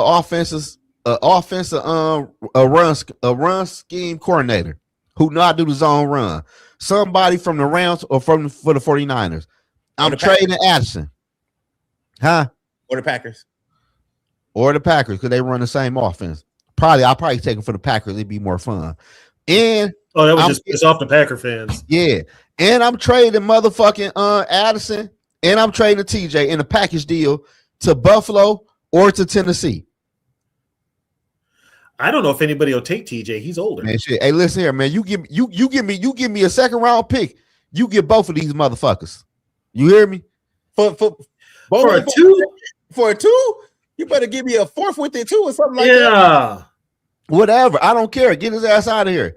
And I'm bringing in I'm drafting a big ass defensive tackle, and no matter what, I'm drafting Caleb Down from. I hate to say this though, from Ohio State. I hate to even put him in my I don't like Ohio State players. Is he a true nose tackle? No, he is safety. Safety. Best safety. He played to me honestly. He played like my man that died, that got killed in Washington. Who? Sean Taylor. He played like Sean Taylor to me. Oh, hey. Shit. If that's the case, he's going to get flagged every other play. Hey, that boy right there is a dog. And I'm drafting the quarterback, and I'm drafting the receiver. Ty Felton is going to be receiver number 3. Jalen Naylor, receiver number 2. And I'm drafting the tight end, drafting the runner. Let's go. Hey, Zoe, Shaq said never go into sales. Man, see, I don't put y'all know what's crazy? Hey, you know what's crazy about the whole shit? Crazy about this whole shit. I told y'all this shit 2 years ago. Trade O'Neal, trade TJ. Y'all told me you just want to trade everybody. Listen, you got to trade people when it's time to trade people. That's the Minnesota Vikings problem. They don't know when to move on for fucking players. Why is Hitman still on this motherfucking team? They don't know when to move on from players or coaches. Yeah, that's the Vikings problem. And I'm trying to fix the raggedy motherfuckers. Yeah. Now, this is what I would do. Now, my first move is pending what Brian Flores wants to do. All right. I go to Flores and I say, hey man, what you want to do? We just got rid of Mike Pitton. Mike Pitton is gone. He's not the assistant head coach anymore. I'm willing to make you the assistant head coach on this team. I forgot that motherfucker was with us. You forgot her. I forgot about him. Yeah, he's still there, right? So I'm getting rid of Mike Pitton as the assistant head coach. I get that job to Brian Flores. You're gonna love this, Tony. You're gonna love my scenario. All right. Okay. So you tell Kevin O'Connell, Brian Flores is the new assistant head coach. This is what it is. Y'all make decisions together on how y'all want to revamp this, whatever. But Kevin O'Connell, I need you to go out there and go get you a new offensive coordinator and a new O-line coach and bring in somebody that can help out with the run because we need to protect McCarthy from getting all these injuries, right? So keep that in mind. That's what I do first. Then I'm releasing Aaron Jones, and in the draft, I'm drafting if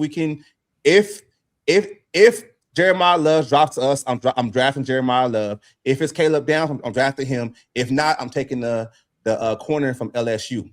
After that, that's my first moves. And let's say the Vikings have a season to where they start like 1-5 or whatever. Let's go back to the conversation we had with Brian Flores. Now Brian Flores is now the assistant head coach. You fire KOC mid-season, and the coaches that Brian Flores had a say into bringing in on the offensive side of the ball are new. They're not really Kevin O'Connell's first hires for his guys, because you already told Kevin he had to get a new OC and he had to get all his other things. Now the team is basically under Brian Flores because you gave him the assistant head coaching job, and it doesn't hurt the team down the line if you fire Kevin O'Connell, because Flores will just be taking over because he's already assistant head coach.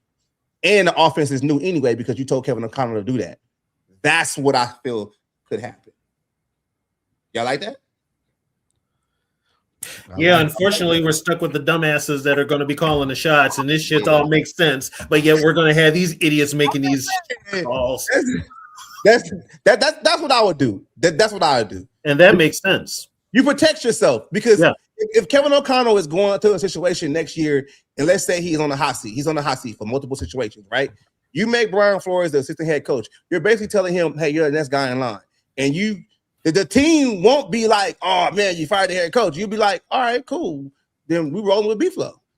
Like, okay, put Remmer's question up because it's interesting. Where's it at?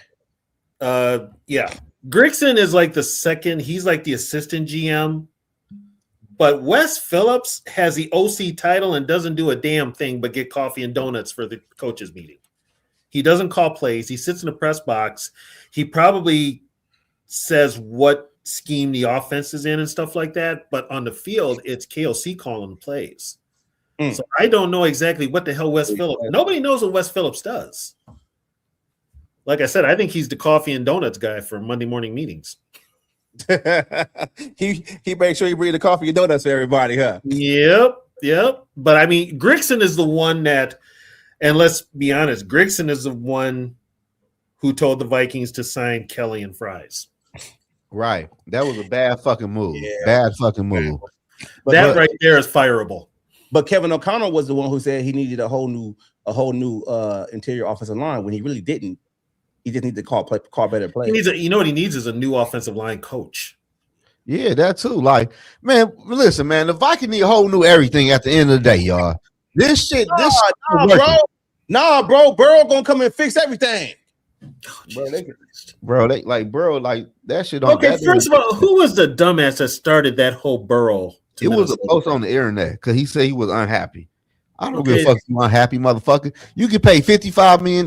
You better be happy. The fuck you talking about? We just got out of a big contract for a quarterback. We ain't gonna get into another one. I keep telling people that when you have to pay the quarterback, now you have to make sure you hit on every draft hit, and that's hard. Joe Burrow, we already over the cap, $35 million projected for next season. So we're gonna bring Burrow. What Burrow getting paid, like 45, 50? Yeah, 50 something. So how you gonna absorb that contract? You gonna That's have about to $87 million. You need to strip off this roster. My man say, hold on. Oh. I ain't gonna fuck it. I ain't about to say shit. Fuck it. Say it. No, I'll read the chat. Oh, I see it. Oh yeah. I see it. We do. Dale in the chat. Dale, show your face one time, Dale. Face, Dale. Look, what you talk about? You talk about Get out of here. What you talking about, man? Don't do us like that, nah. Don't do it like that, man. ATB. You gotta send me the link to your channel. I don't know what the fuck you even said. Send me the link. Oh, I'll send you a link. Yeah, send me the link. I can subscribe, man. Damn, can I come on your channel? TB famous now. Yeah, I might get you on there, then I can mute your ass when you start talking. Damn. Y'all need people like me, man. Say, AD Wood. I'd have been bad his guy ass. right there. See him? That's the bad guy. Oh, man. Hey, what's the channel called again, TB? Let me put the name of it. That fucking Jesus, name it's long so as fuck. damn long. Hold on. Yeah. I will get it for you here. It's the official something. The official. God damn it. Old age, Alzheimer's. Yeah, The my boy official said, oh. Purple Skull Squad show for Minnesota Viking fans. God Why damn, your shit so long? Because Ain't we no were thinking abbreviation. we were thinking of shorter names, but the Skull Squad is from a group on Facebook. We used to do everything on Facebook. We just got on YouTube. Okay. Damn, y'all, like we gotta come up with a new name. That motherfucker too long. Can you type all the words in on YouTube? No, just look for it's got a heading and everything. Yeah, he got everything. Hey, everybody in the chat, tune in to this. I'm dropping a link right now. I hope that shit work. Subscribe to this channel right here. Please do. There y'all go. What is called official? That shit was long, man. Yeah, you got to send me that shit. I can't type all that shit in. I'm gonna fuck some words up and everything. That shit long, man. I mean, there was a couple of times they literally have to put up a parental advisory when I go off because I'll tell them it's like, okay, parental advisory because I'm about to say some shit. Do that shit really work? What, parental advisory? Yeah. I don't know, but they put it up there when I start talking. How many of y'all on there? Right now, it's just me and Eric. There was me, Eric, and another guy, Bill, who is probably he might come back. We don't know. Right now, it's just a two-person show. There you go, TB. Barber just said he subscribed. Everybody else in the chat, we got 69 people right here watching live right now. So can y'all please go to Tony's channel and subscribe? We put the link right here. I know it's a long name, but I am gonna do this, but I just got to find the people to do it with. I am gonna do another. I want to bring back the vintage in some sort of way. You should put me on that name. bitch. But another name. You should put me on that motherfucker. Who? Me. For what? Come on, man. What you gonna do? Just take up space? You gonna be drinking? You drinking that shit? You know. Hey, we know Zoe only know from what 98 on up, right, Zoe? 98. That's it. All the rest of that shit, I don't give a fuck about. 98. I done reached back. I kind of know a little bit more than 98 now. So it's like I want to keep that going for Catch. Okay. And remember him, yeah. And so I'm thinking about it. I just need to find somebody to work with me. Right. The other guy, Bill, he knows as much as me. So we were just gonna have that type of show. But yeah, I want to bring back like the Friday night one where we just would bullshit. Oh man, that used to be fun, man. Yeah. The Friday Night Lies, for real. All I did was just sit back and listen to y'all bitch about Spencer Rattler. Hey, man, that was a crazy time. Oh my God. It was a crazy time. Hey, it's Spencer Rattler, man. This man said he's the best quarterback. I'm like, wow. We ain't doing that shit tonight. So yeah, there's a ton of stuff going on. If I don't do it, I'm definitely going to do it next year. I just got to find the right co-host. Okay. So I need somebody. See, here's the thing: I need somebody to basically control the show like Catch did, and ask the questions, and I feed off what they say. Right. I'm better as a sidekick than just running the whole damn thing.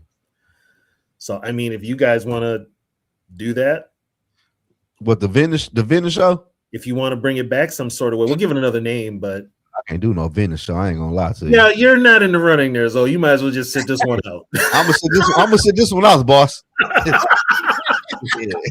you could wait, who said Sarah? What? Oh, Sarah. Yeah, Sarah. Yeah, Sarah, she's still around. I seen her on X the other time. Yeah, she's on X. Yeah. But yeah, but this season, this season's a wash. So. It's a disappointing season because I tell cats like, man, they be like, oh, you gotta, it's a development year. This wasn't a development year for me. My whole thing this season, going to the season, was we gotta go to the playoffs and we gotta win a game.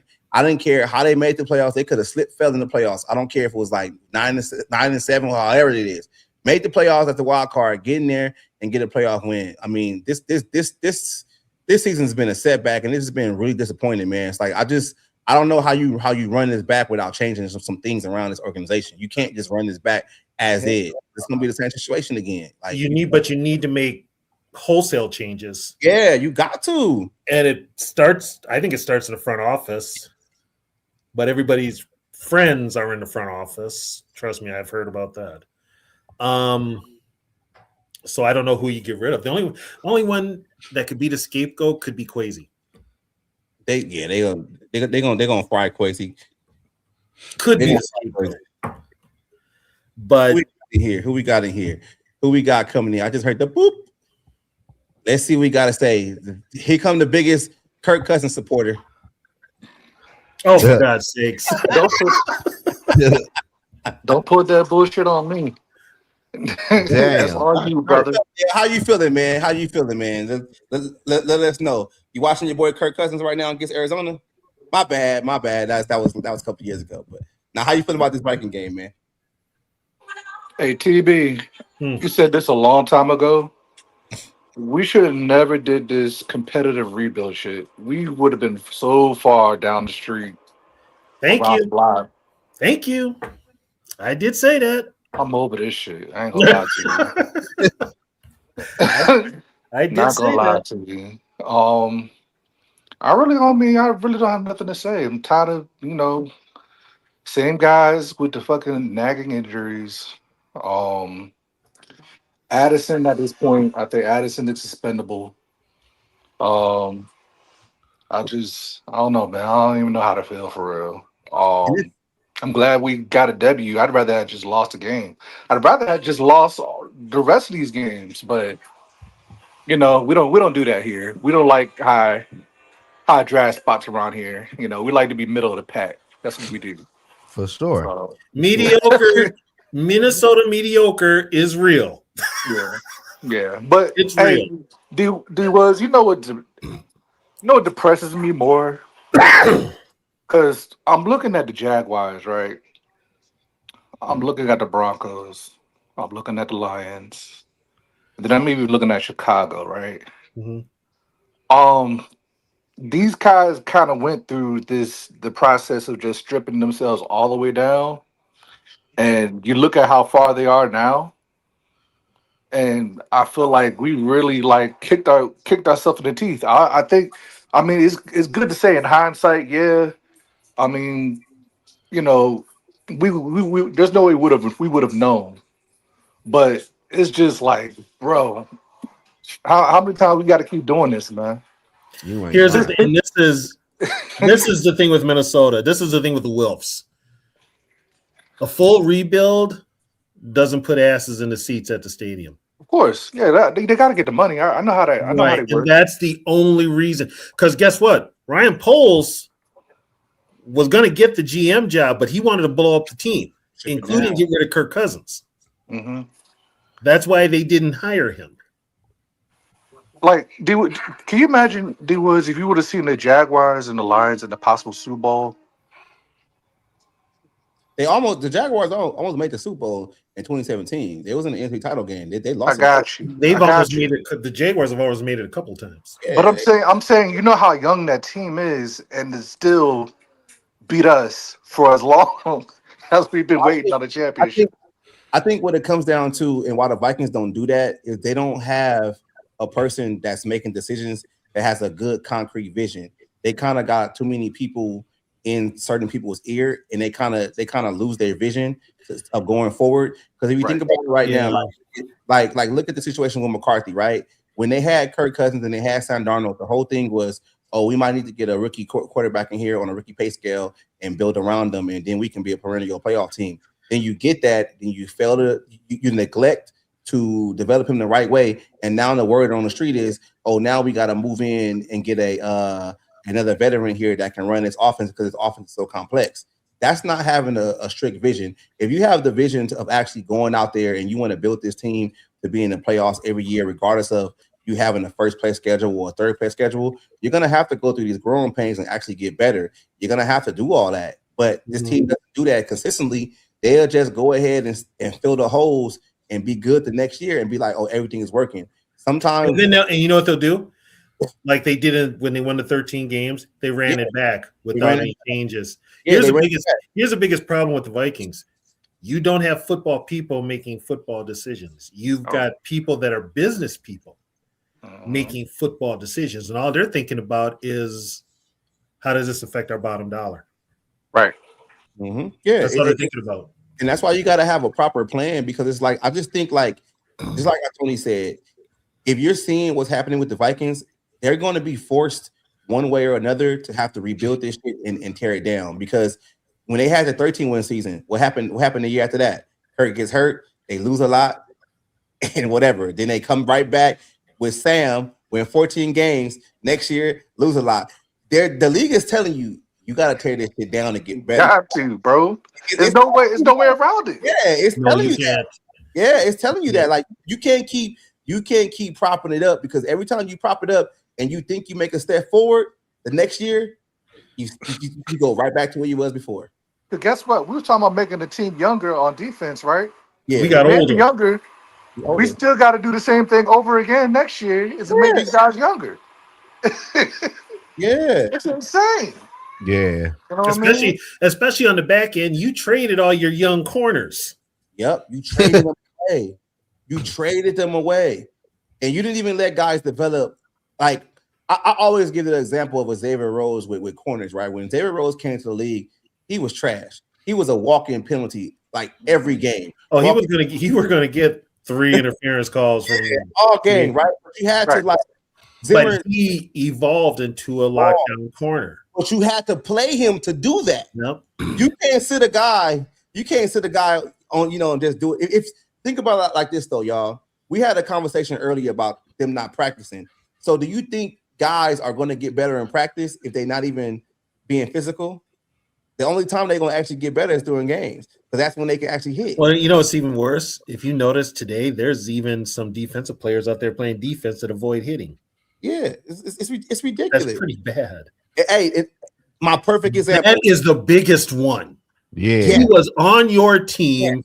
You didn't play him at all except on special teams. Hey. And he is tearing it up with the Bears. Hey, I'm going to say this too, though, right? Kwesi might have whiffed on the draft pick with Andrew Booth, but he traded for this guy. He brought him in the building, and these coaches could not get him on the field. That's not an indictment on Kwesi. That's on the coaches at that point, because he traded for this. You know what, though? And you know who else? That's actually on Flores. That's on Flores. That's what I'm saying. That's on Flores. You didn't because think about that. Think about that year, last year, when who was No Sean Wright playing behind? 2 old motherfuckers. Yeah, Gilmore and Shaq Griffin. Shaq Griffin. I forgot he was with the team. Damn. So the way No Sean Wright playing right now, he's gonna be in the Pro Bowl. He's gonna make a lot of money next year. I don't even count. You know what though? I don't even count the Pro Bowl no more. That ain't even a game.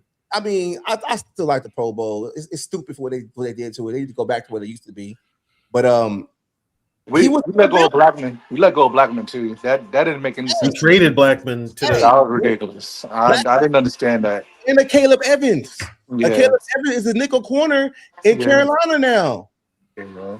You gotta let guys develop, man. Like, what are you talking about? You gotta let guys develop, man. You can't tell me, oh, you whiffed on a lot of draft picks when you traded them away and then they play in other places. I look at it like this though. When you draft a player, they bodies, right? They bodies, right? Yeah, their bodies, yeah. Even if they can't play on the first team or second team, you can still play special teams. And I told Zoe this, and Joe was like, damn, you're right. Why do you think our special teams suck?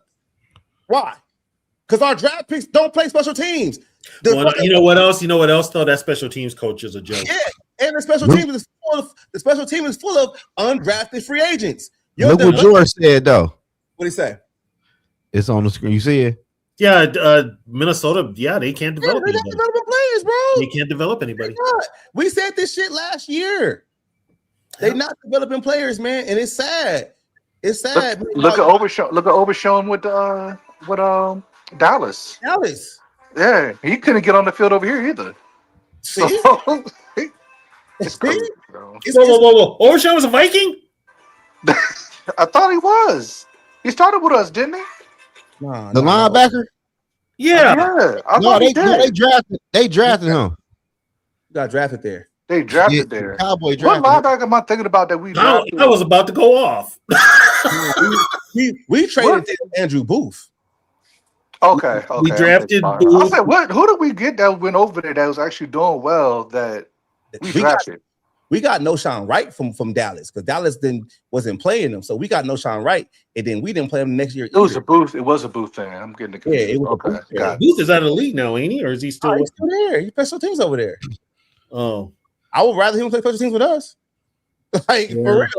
I mean, you know what though? Booth got in a fight in the locker room. That's one reason they got rid of him.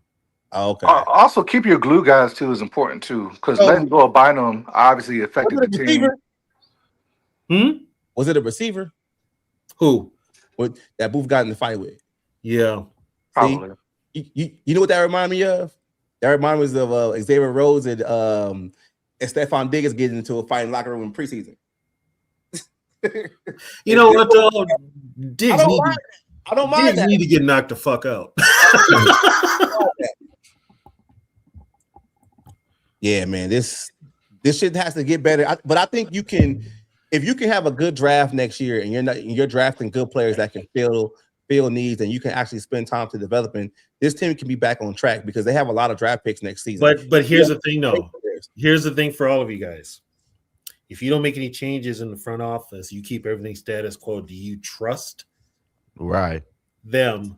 No, we're still suffering from not drafting Kyle Hamilton. Still suffering from that. Come on, man. Let's not talk about that. Let's not talk about that. For real. I don't think they were going to ever draft Kyle Hamilton. Even if they showed you they didn't like Kyle Hamilton, man. Well, you know what though? Here's the thing. Kwesi wanted Jameson Williams. Yeah. And they talked him into not taking Jameson Williams. That's who you wanted at that slot. Yeah. So if it didn't matter. It didn't matter who you could have got at the 12 spot. It was still going to be better than who we got. If I'm Kwesi, not really. If you think about it, Kwesi did the right thing, but the coaches didn't coach the players the right way. Kwesi took a number one draft pick and put it into three players. You got Andrew Booth, you got Lewis-Cine, and you got Ingram. Ingram is a Pro Bowler now. He's playing way better now. Then you traded Booth away and you got Noshawn Wright. So if you look at it in reality, Kwesi did the right moves.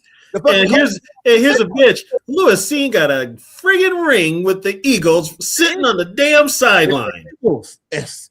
I still like Lewis-Cine too coming into the league, man. I just think they you know what though? I felt he was coming off the injury, but then they started him in that preseason every game, and he looked lost. I thought he was a byproduct of it was a great defense. So that's what I thought. I think what happened was because he could freelance a lot in college, and he couldn't do that when he got to the NFL. And then, he had outstanding pressure that you was getting from the front. So, your job is already easy. You know what I mean? I still think they should have played them more. But y'all got to think about this, though. Harrison Smith blocked a lot of the safeties development in this for us, too. Harrison Smith, I'm going to tell you something. Harrison Smith should have retired 3 years ago. 3 years ago. 3 years ago. Yeah. Should have retired 3 years ago. So that's how I look at it. I just feel like this though. When you draft a player, it's sink or swim. I'm gonna put you out there. Either you're gonna get better or you're not. You can't keep not playing players just because they don't know the system or not. Well, and here's another thing too. You got to have coaches that are willing to put in the time to work with these guys. Brian Flores, he doesn't like rookies. He likes veterans. Exactly. Dallas Turner could have been way further down the road than what he is. And you know what? This is the problem I'm having with the Dallas Turner situation, right? So Jonathan Grenard's not playing. He's gone for the rest of the season. I want to see Dallas Turner play just the amount of the snaps that Grenard was playing. Why are we seeing Eric Wilson playing the outside linebacker rushing and Dallas Turner is on the bench? No, you know what? They got Dallas Turner in pass coverage. Yeah, like I don't want to why I don't want him in pass coverage. I need him to do what he's supposed to do. That's why I said one of my things was put this defense into a 4-3. I'm moving Dallas Turner to defensive end. I don't understand it, man. Like Dallas Turner needs to get some snaps, man. We're never going to see what player he can turn into if you keep him on the sideline and you keep putting other players to play that position for him. Like it's not working, man. It's not working. But you know what? If you notice with the Vikings though, they've got their favorites. Yeah, they do. They've got their favorite. That's the sad part. They're going to be a favorite team not playing in the postseason every year with their favorites. It's gonna be that one team that's not playing the postseason because they can't figure things out. The development. Steelers got a safety. I think honestly on defense, I mean, as far as expendability, I mean, the only guys I'm really keen on keeping is most of our young guys. I think I'm gonna keep Redmond. I'm gonna pay Redmond. I'm paying him. You got to pay Redmond too. You gotta pay Redmond. I don't mind keeping Rodgers for another year. I think Rodgers did okay. And Ginkle, I'm keeping him too. I told you. What about Wilson? Wilson you could get for the cheap. Everybody else to me. Wilson's not going to be. I mean, Wilson's getting older too. Yeah. I mean, that's fine, but I mean, you still need a vet or two. You know what I mean? But like Metellus can go. Allen can go. As much as I love Cashman can't stay on the field. He can go too. You didn't hear this from me. He got a little substance problem. Oh, okay. Oh, yeah. He like messing around with that white girl. That's what they call it, huh? That's what he do. That's why he hurt a lot. Okay. Oh, is that why his jaw so? Never mind. Yeah, probably so. That makes some sense. That makes some sense. But it's like there's a point where you got to move away from these older guys and see what you got with these young guys, man. You have to, because if you don't, like, this is why these young guys aren't ready to play. You gotta find a way to get these guys out there and playing, man. You can't just keep putting. For the love of God, hey man, you got to find a way to get out that Darisaw contract at this point. It's a wrap, man. I don't think he was healthy this year for real though. He wasn't healthy. He came back too soon. Oh, even worse. It's a wrap. It's hard to heal like that, bro. And it's especially for his size. He's had knee injuries and he's had that severe groin pull, that groin tear. Them motherfuckers is hard to come back from. This reminds me of Khalil. Khalil could not stay on the field. I forgot about him. Yes. Could not stay on the field. And I'm like, okay, he's good when he plays, but when is he going to play?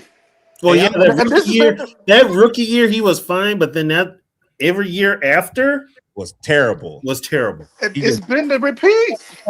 Kept declining. Yep. Yeah. Which was embarrassing. You got to find a way to get out of that, bro. I'm sorry. You got to stay up front. His brother was a way better. His brother played like 12, 13 years in the league, never got hurt. And here's Matt, every other play getting hurt. Yeah. Bronco just fumbled the ball. Yeah, they're losing by 14. Yeah. Sean playing, getting clowned by the Jags. Okay.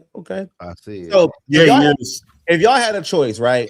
If y'all had a choice and the team was calling y'all, I'm not gonna say the team, but the team is wanting to give you a first round draft pick or 2 seconds, but you got to choose the one player to give up, and it's between Jonathan Grenard, Jordan Addison, and Christian Darrisaw.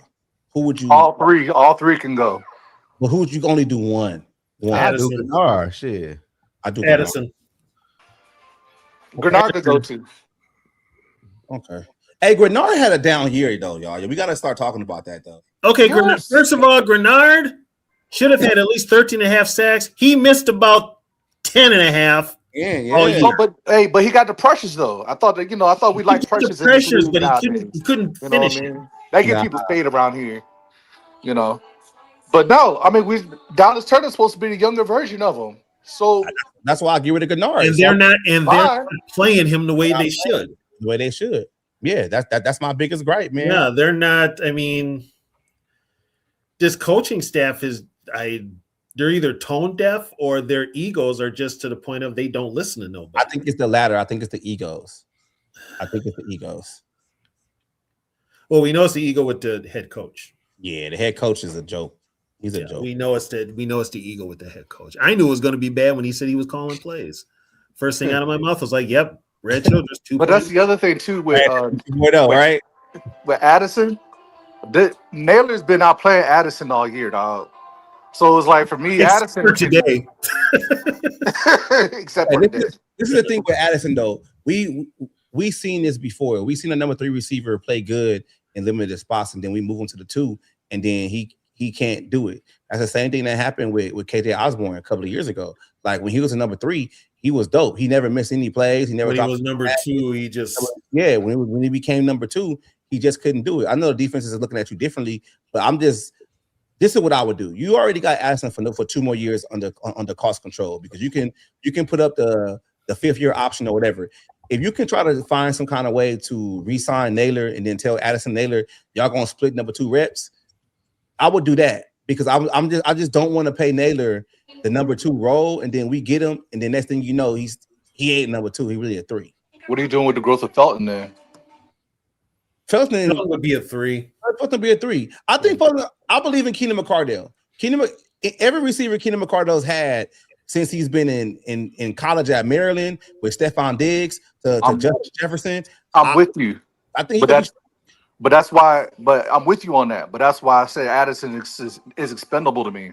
We can get somebody taller, bigger, faster that could do some of the same things that Addison does. Yeah, but I don't think. I even think Addison might have lost a step too. I mean, maybe that's neither here nor there. Nah, he ain't lost a step. It's a bad. You know what though? Here's a question though. Because I'll tell you what, Mercado might leave too. Yeah, he want to be an OC. He wants to be an OC. Yeah, he want to be an OC. So I'll tell you what, if move him up to OC, the one we got don't do nothing. No, you know what though? It's not his fault, because the one calling the plays is the head coach. What does Wes do? Wes doesn't do nothing. Yeah, he does. He gets a coffee and donuts for the coaches meeting on Monday. Somebody got to do it. You know, KOC ain't doing it. Somebody got to get up, man. But I mean, if you're in the front office too, you're probably going to call KOC in there and be like, you're going to have to give up play calling. You got to reevaluate. There's no way you can't go into the season next year and not have any kind of changes with the coaching staff or changes in the front office. You gotta do something else, because if you do, it's gonna be the same shit. And I think that's with all of us here. We don't trust this Viking front office to make those changes. They're going to stay status quo. And they've already put out, I mean, I'm already hearing reports up here from all the news people. They're going to stay status quo. They're not going to change anything.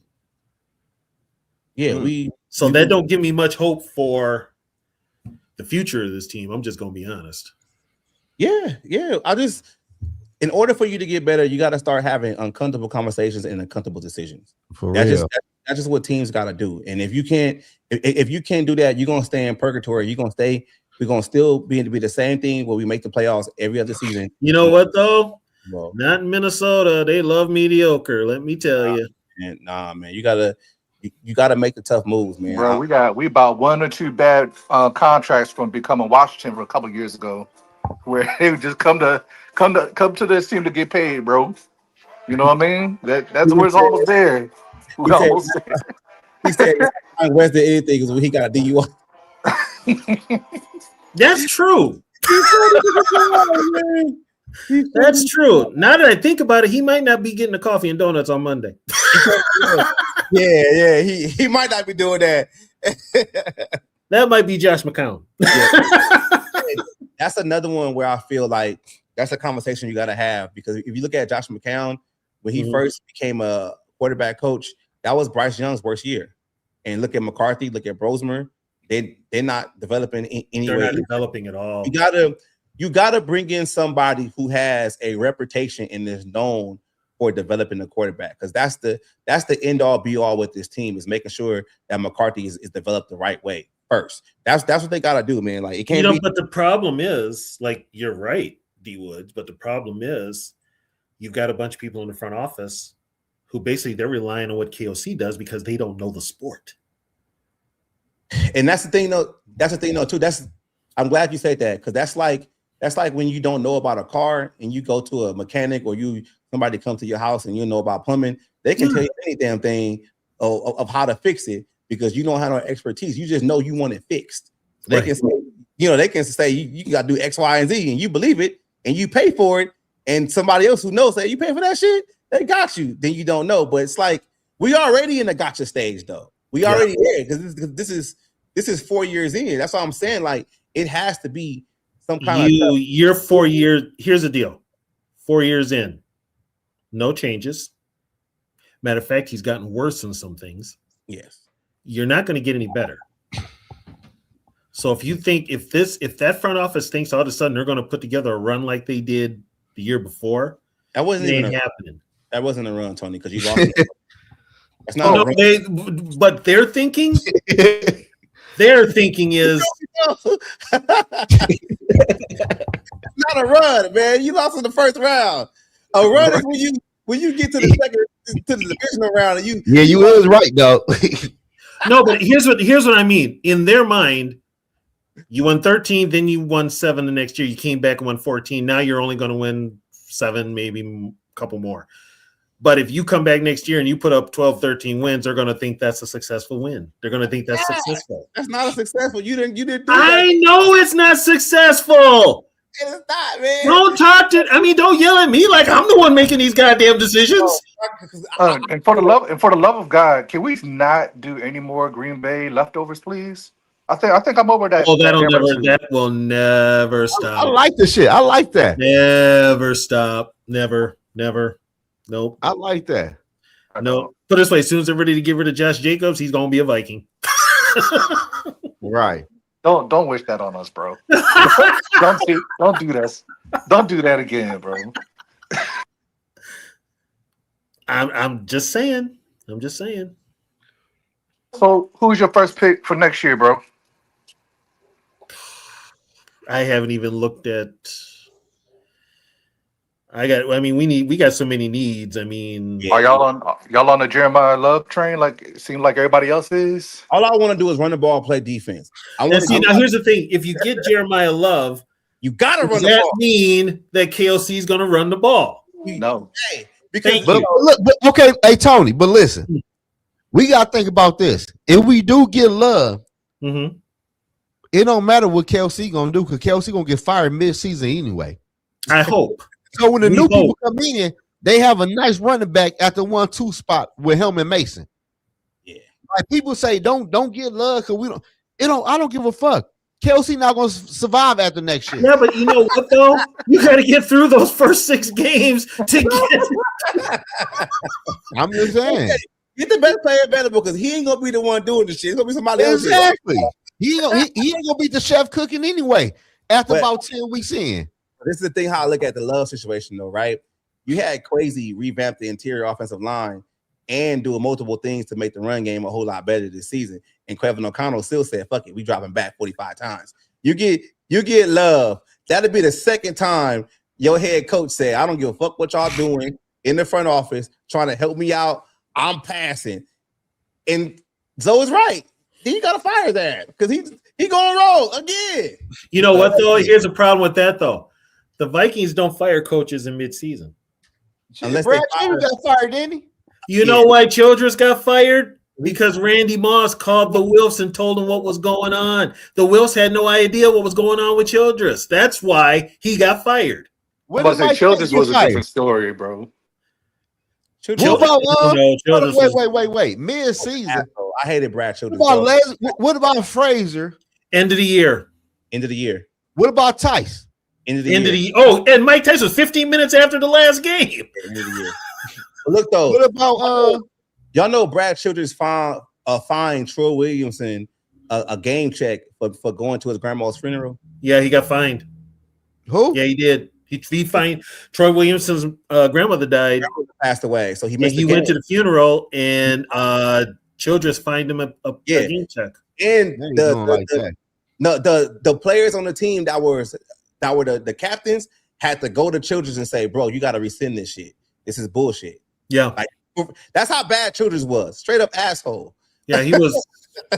He was bad. And just the way he got the gig, with the way he strong armed the Wilfs, that should have been their first. That should have been the Wilfs' first sign that he was not going to be a good coach. That he wasn't going to be. He wasn't going to do. He got saved by Brett Favre, man. That was his best season. Brett Favre got him a contract extension. Yeah, he got fired, right? Oh, hey, and Dell was tripping. We're talking about Spielman. Spielman maybe had about 2 or 3 misses at best. He hit more than he missed. Yeah, but I ain't gonna lie though. I'm not gonna lie. Spielman do me in when he signed Kirk Cousins, bro. Because I'm gonna be real with y'all. He doomed That was his biggest mistake. franchise. No. Yes, no, bro. D Wood, listen. You go first. I'm gonna tell you this, bro. Listen, Kirk Cousins came from Michigan State. Kirk Cousins played at Washington. He never was like a killer at the quarterback spot, bro. You don't give a quarterback like that type of money, thinking he gonna get you over the hump. As the GM and know football, you should know this motherfucker is not that killer gonna get you over the hump. That was a crazy signing. That was retarded. You know what's even funnier about it? We took him. Guess what? The Jets needed a quarterback more than we did, and they passed on his ass. They offered him more money, but he came here because he knew he could do what he wanted to do. We weren't going to guarantee it. Yeah. So we guaranteed the whole damn thing. The Jets were not going to do it. That's what I meant to say. The whole 3 years. Yeah. Now, I agree with the Kirk Cousins initial signing. My gripe was the multiple. What happened after that, right? Mine, because if you go back to that year, like, man, you're coming off the NFC title game. You got the best defenses in the league. You got a good running game. You got everything was ready to go. Teddy couldn't play, and we can all say that Teddy was never the same after injuries. Sam Bradford couldn't stand up.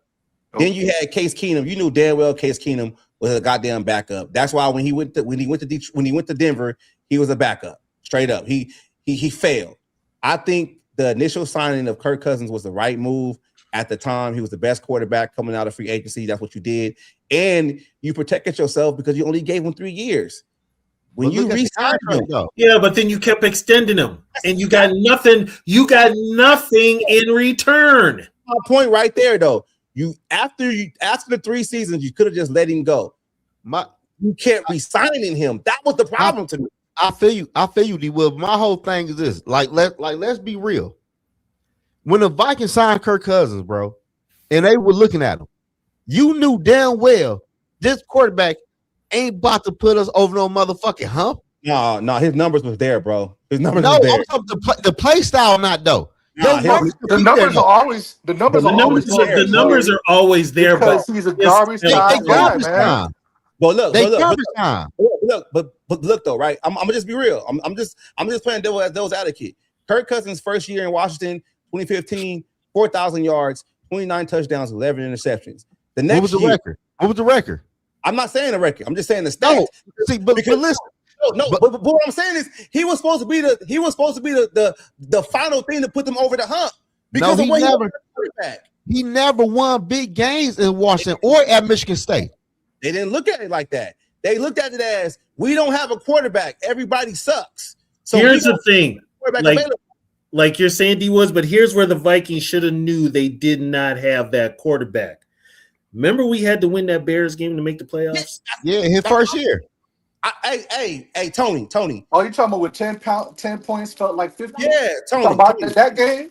Yeah, Tony, my whole thing is 10 points? I agree with what y'all saying after the fact. I'm talking about the initial conversation with bringing him in. He was brought in this team to be the final piece on a playoff team that had already made the NFC title game. But okay, now here's also the problem with that too, though. And I think a lot of guys fall into this trap. What Case Keenum basically did was just get the ball to his all-stars, was a game manager. There was no problem in waiting another year for him to be another game manager. And he got the guy that you wanted to get. He had short fields. But here's another thing, though, too. How many players on that Viking defense, besides Everson Griffin, were very vocal about Kirk Cousins being ass? A lot of them. Everybody. And they brought him to the team. Yeah. And that right there. As a player, there are certain quarterbacks you will roll with anyway. Yeah. Kirk Cousins is not that quarterback. Yeah. That's why I said Dawg was right by Rick. You drafted Christian Ponder, then you gave Kirk crazy money. Like Kirk Cousins, like I'm gonna be real. When the Vikings signed Kirk Cousins, I told everybody I wasn't happy. We fucked. Oh no, I wasn't happy. Shit. Nobody was. I told all my friends and family I could call people right now. You know what? You know what's funny though? I wouldn't have a camper either. This is how I debunk this.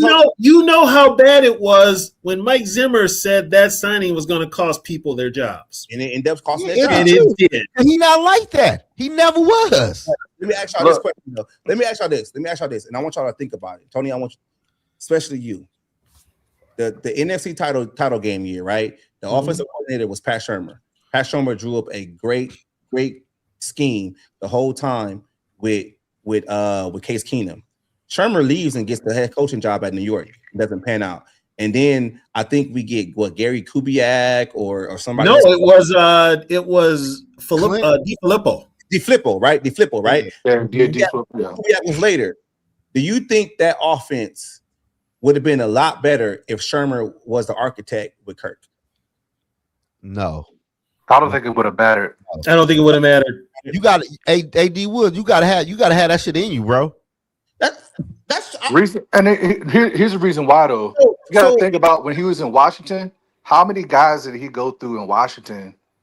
As far as supposed to have been like these offensive coordinators that's supposed to be helping him out. They had a great staff.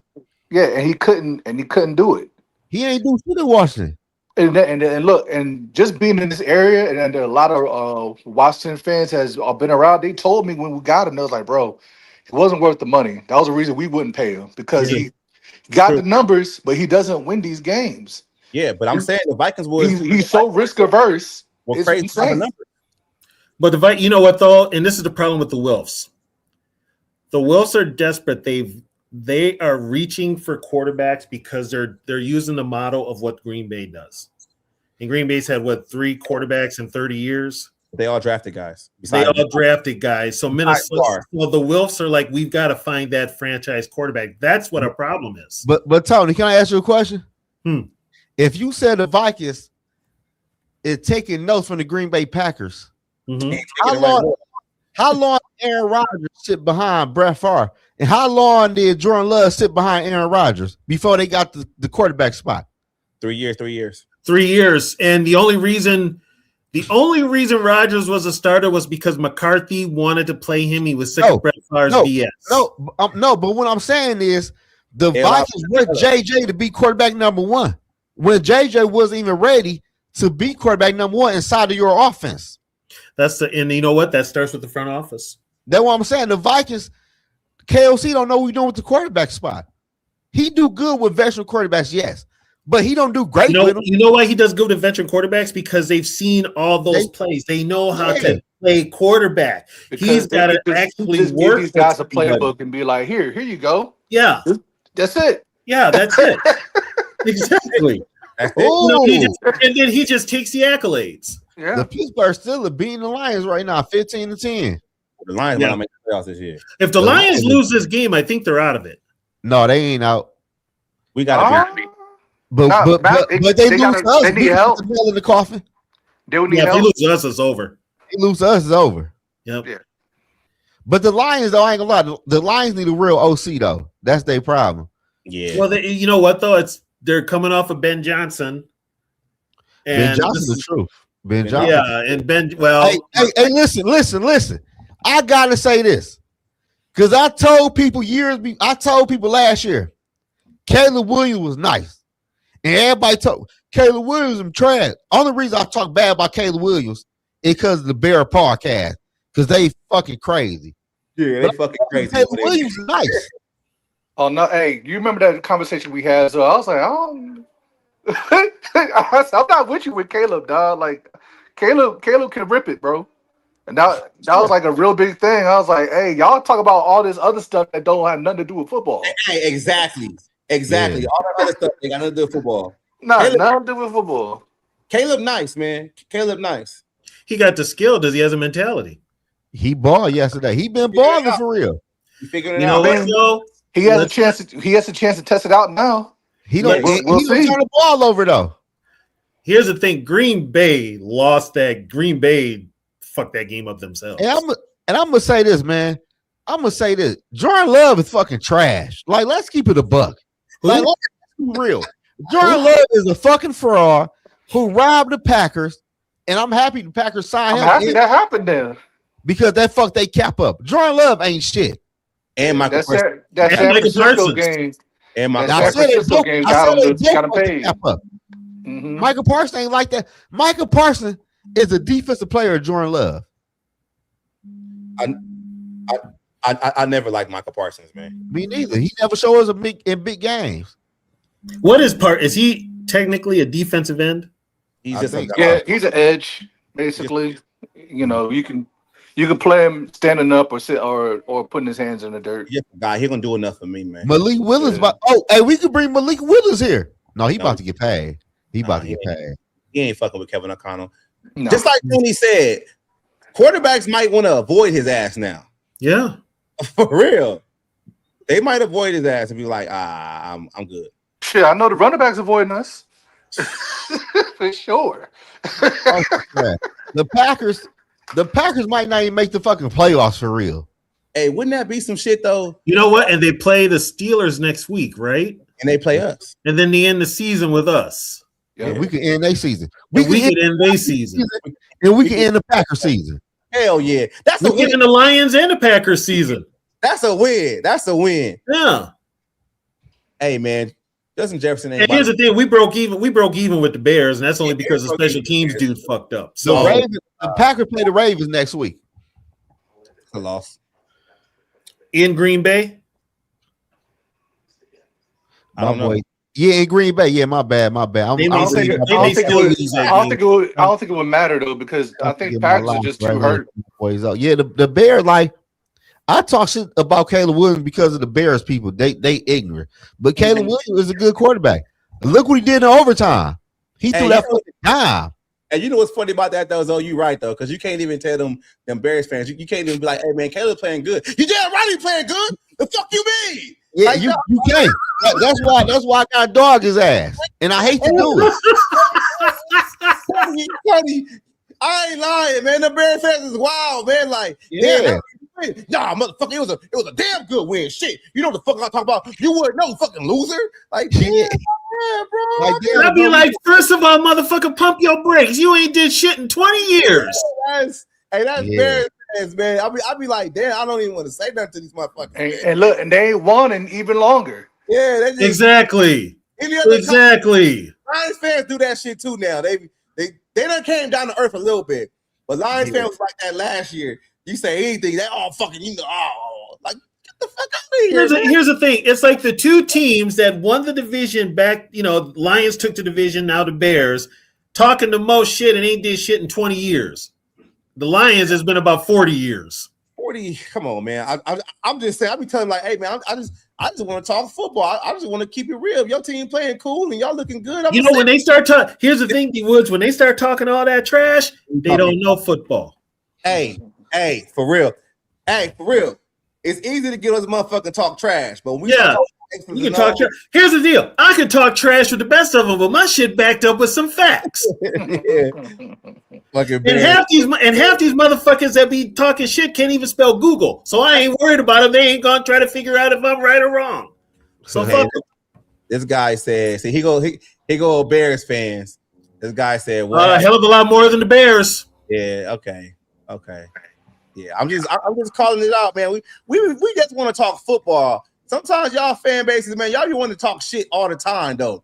Like all the time. All the time. It's insane. I'm just being real. Let's just talk football. Y'all, fuck your team. Your team suck. Like, okay. Your team suck. And when they start talking like that, those are like, yeah, I ain't gonna waste my time with your stupid ass. Yeah, it's like, come on now. It's easy to trash talk, but it's in depth when you want to talk about some X's and O's, some player development, all kind of other stuff. Like, damn. And look, Warner broke that bitch on the Lions. What happened? Warner broke a run for a touchdown. I got the red zone on. I ain't seen it yet. Lions in trouble. Oh, I just seen it. Damn, he broke that bitch. But besides all that, you can't break this team down better than I can. Hey, They're doing it for years. D Woods, go down to dude talking about you can't tell me what have the Vikings done. Can you answer?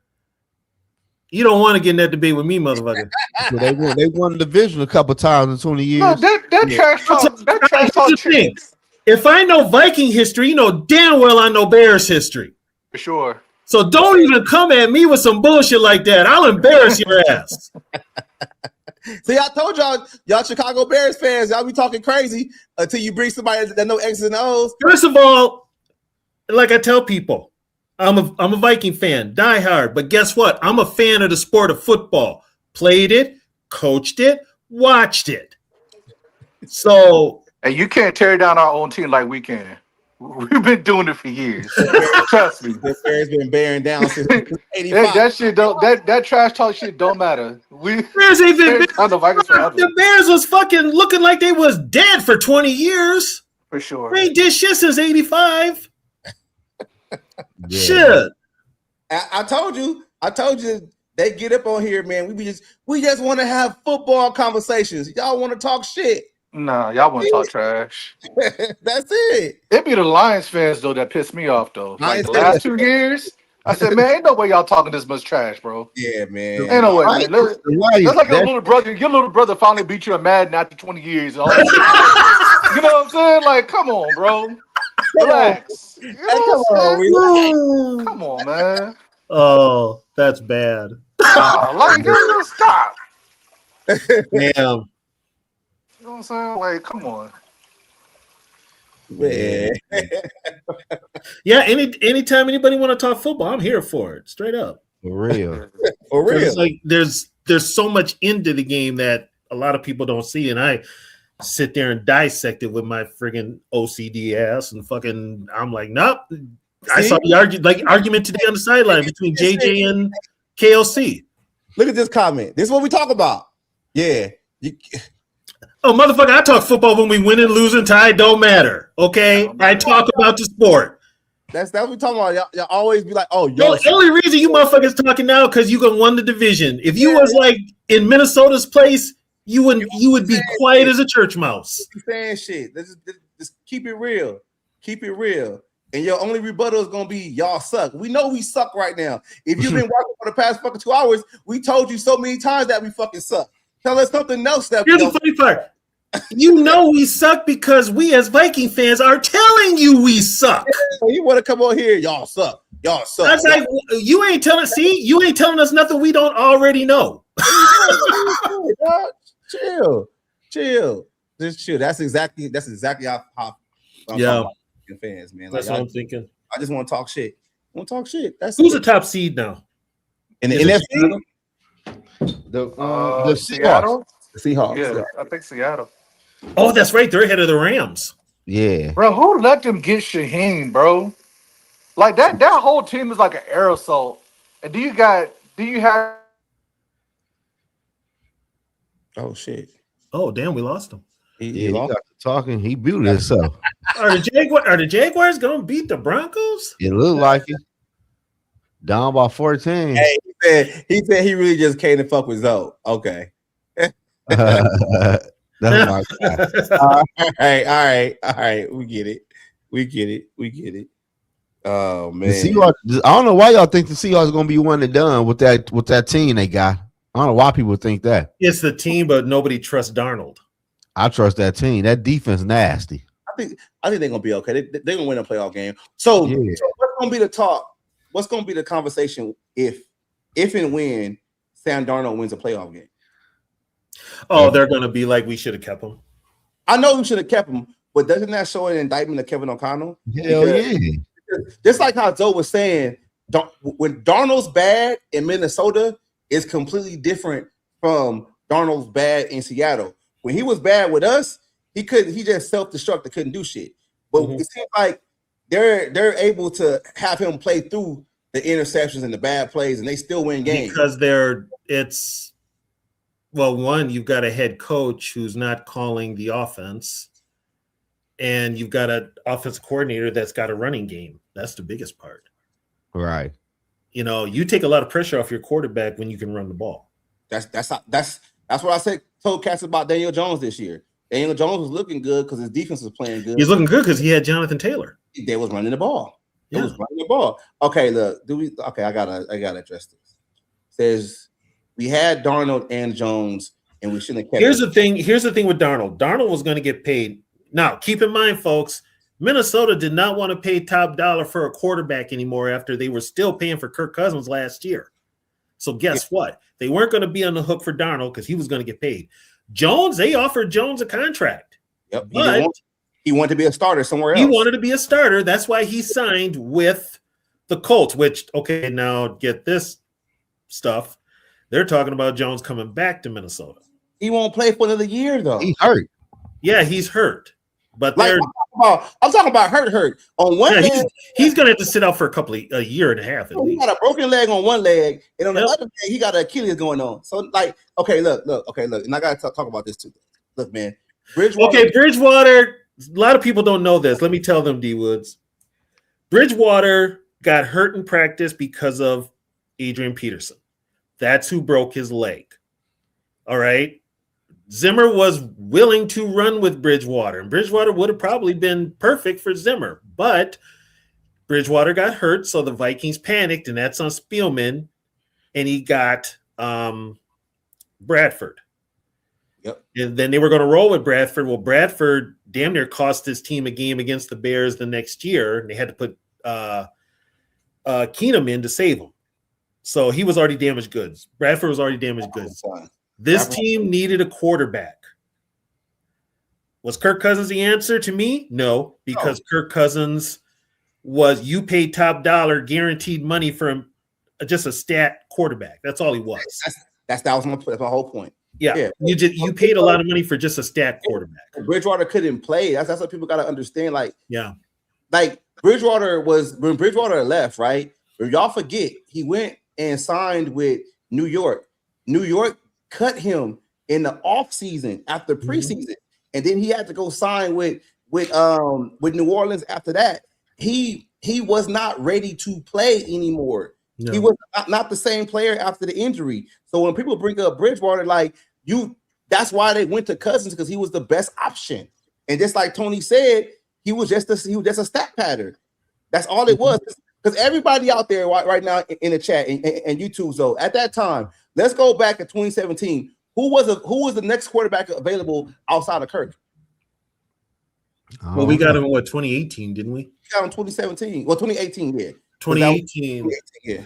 Only one I heard about was Kirk. That's my point.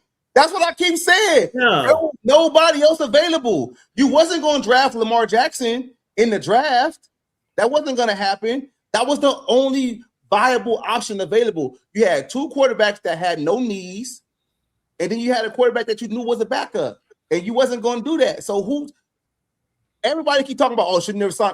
Who else? They didn't even offer. Here's the thing: they didn't even offer Keenum a contract. No, because they knew he was a backup. Yeah, and then they went all in, and this is where they screwed up. They went all in on Kirk Cousins, and when you knew it wasn't going to work with the head coach. Yep. That was your first clue right there, but you forced it on him. Bro, what are those contracts?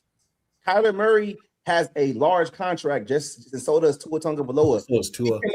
We cannot afford. Oh, and by the way, people, Tua ain't much more healthier than friggin' JJ. You ain't lying. You ain't lying. Like, what are we talking about here? Okay, I'm gonna ask y'all in the chat and everybody watching.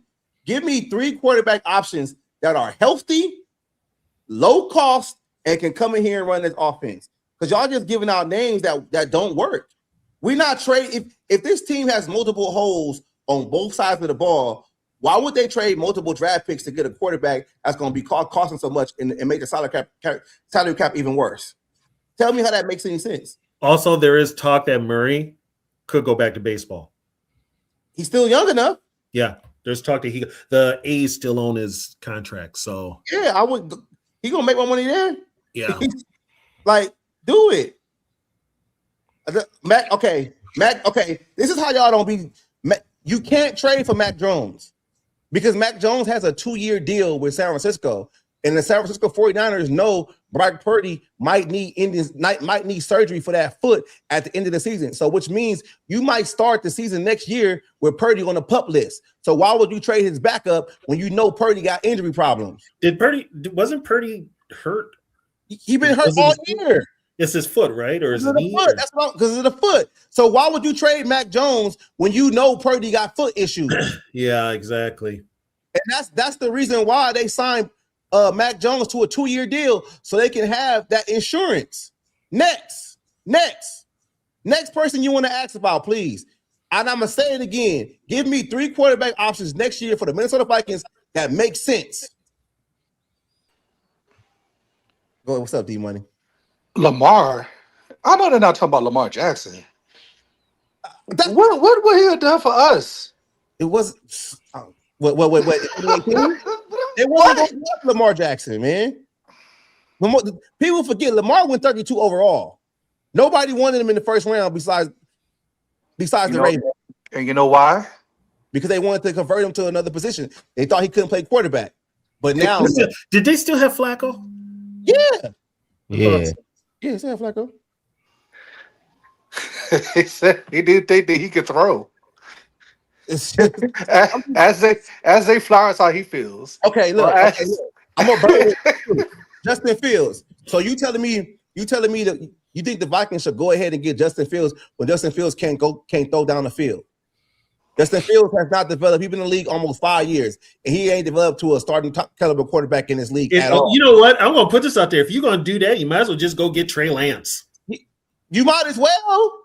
You might as well. If you want Justin Fields, you might as well just sign Trey Lance. Or hey, look, even better. Let's go get AR. Let's go get him too. You can't get Aaron Jones. I mean, you can't get Aaron Rodgers. Me and Zoe talking about it yesterday. No, I'm not talking about AR. I'm talking about Richardson. Nah. You can't. Don't say that. Guess what? You said Trey Lance. KOC loves him. It don't make no sense though. Like, what are we talking about here?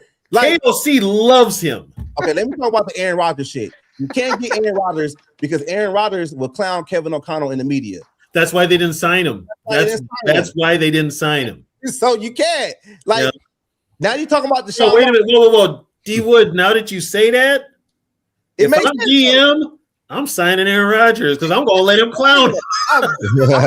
Popcorn ready. Hey, yep. Hey, as soon as Kevin O'Connell put that dumb play in there, we running the ball. And he give Aaron Rodgers that look on the sideline, he gonna be like, what are you talking about? He gonna go on the Pat McAfee show and tell everybody what happened. I'll be here to see it. So I'm gonna ask the question again. Give me some quarterback options that make sense. I mean, you sure we're not a quarterback rehab? Because that's what everybody thinks we are. Nah, no. We used to be that. Now we're the quarterback infirmary. Yeah, for real. Yeah, they're giving us credit for Daniel Jones. I was like, yeah, man, Daniel Jones. You know what I'm saying? Was over there now. Look at him with the Colts before he got hurt. Alshon Jennings just scored for the Raiders again. The Lions just scored too. Oh my God! I might win my fantasy league now. Oh shit! My fantasy league was doomed on Thursday. Thanks to that's what I'm fighting against. The motherfucker Booker and Stafford. The shit told me not like I got a 1% chance, but his other player is sticking it up right now. I need something from Jameson Williams right now. I'm down 190, 125, so I still got a chance. Jameson Williams just scored a touchdown. No, he didn't. Was that Jameson Williams? No, that was Raymond. Oh, that's Khalif Raymond. That's what I get. Unfortunately, the person I'm playing, somebody traded him Bijan Robinson when he already had Gibbs. So yeah, there's that. Bijan's actually going off today. Damn, I get a big game from Genty and it don't even matter because I'm down too much. Damn. Yeah, Bijan's having a pretty good game today. Yeah. Then I put Jordan crazy on my team. He didn't do shit. Okay. I'm down 30 points. All right, so it looks like the Jaguars gonna beat the Broncos. I got another question for y'all too. Okay. If we're high enough, say just per quote, just go with me. If we're high enough to get Mendoza and he's there, do you think that Mendoza is a better prospect than what we already have? It's not about what is the big deal with Mendoza? It's not the prospect. It's about he's 6'5", and then some other stuff with him. No. Well, go ahead. No.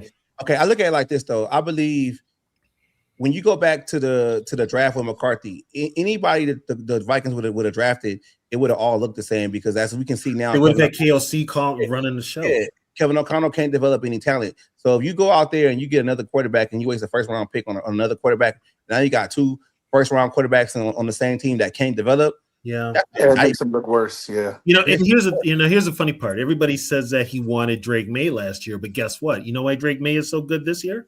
He's got a real head coach in Mike Vrabel. He's got a real offensive coordinator in Josh McDaniels. That makes a difference. Yep, that makes a big difference. So all the quarterbacks that have had success have a real offensive coordinator, including Jaden. He had Cliff Kingsbury, who I think is going to get that head coaching gig. You think they're going to fire him? I think they're going to fire Quinn.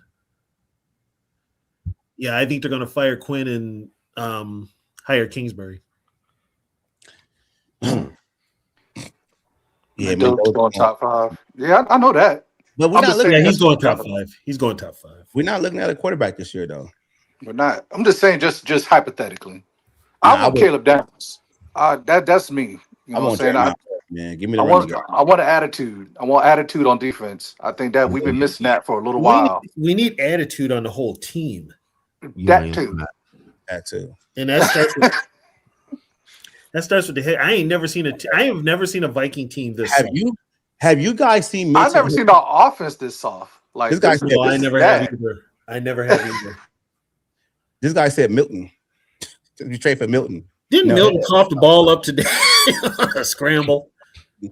Come on. I'm like, really, dude? Come on, man. No. That Drake May had a cupcake ass schedule.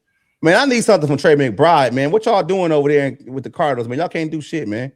Yeah, Cardinals losing. I need something from Wilson. Wilson ain't doing shit. And I know I lost because I just can't, man. Puka and Matthew Stafford together got over 100 points in one day. So yeah, I've been battling that. So I know I lost. And I had a fucking 10-4 record this year. So maybe Travion Henderson can give me 100 and I can win. Hopefully. Man. All right, man. Thank you for all the comments. Peace, bro. And if you didn't, you know this guy, Zoe? No, for real. All right. So if you ain't subscribed to anybody's channel, feel free to subscribe, man. We appreciate it. Yeah, I'm about to check out myself. Yeah, we're about to get up out of here. Y'all got some closing remarks, man, because we didn't really even talk about the game, really. We just talked about injuries. Okay. Why talk about the game? Okay, for all of us that watched this game, if you watched this game and the Raider game from 2 years ago or 3 years ago, you need to be financially compensated for watching this bullshit because it was really bad. These motherfuckers gonna have to start paying me to watch these games. I'm sorry. It's been bad. Hell yeah. My closing comment is pray for the draft. Pray we get one. Quincy gets one right. Hey, that's for real. Yeah, if there's no changes, don't expect any. Yeah, don't expect much out of them. Keep your expectations low. That's what I tell everybody. Yeah. All right, y'all. We out of here. Peace. Take care, everybody.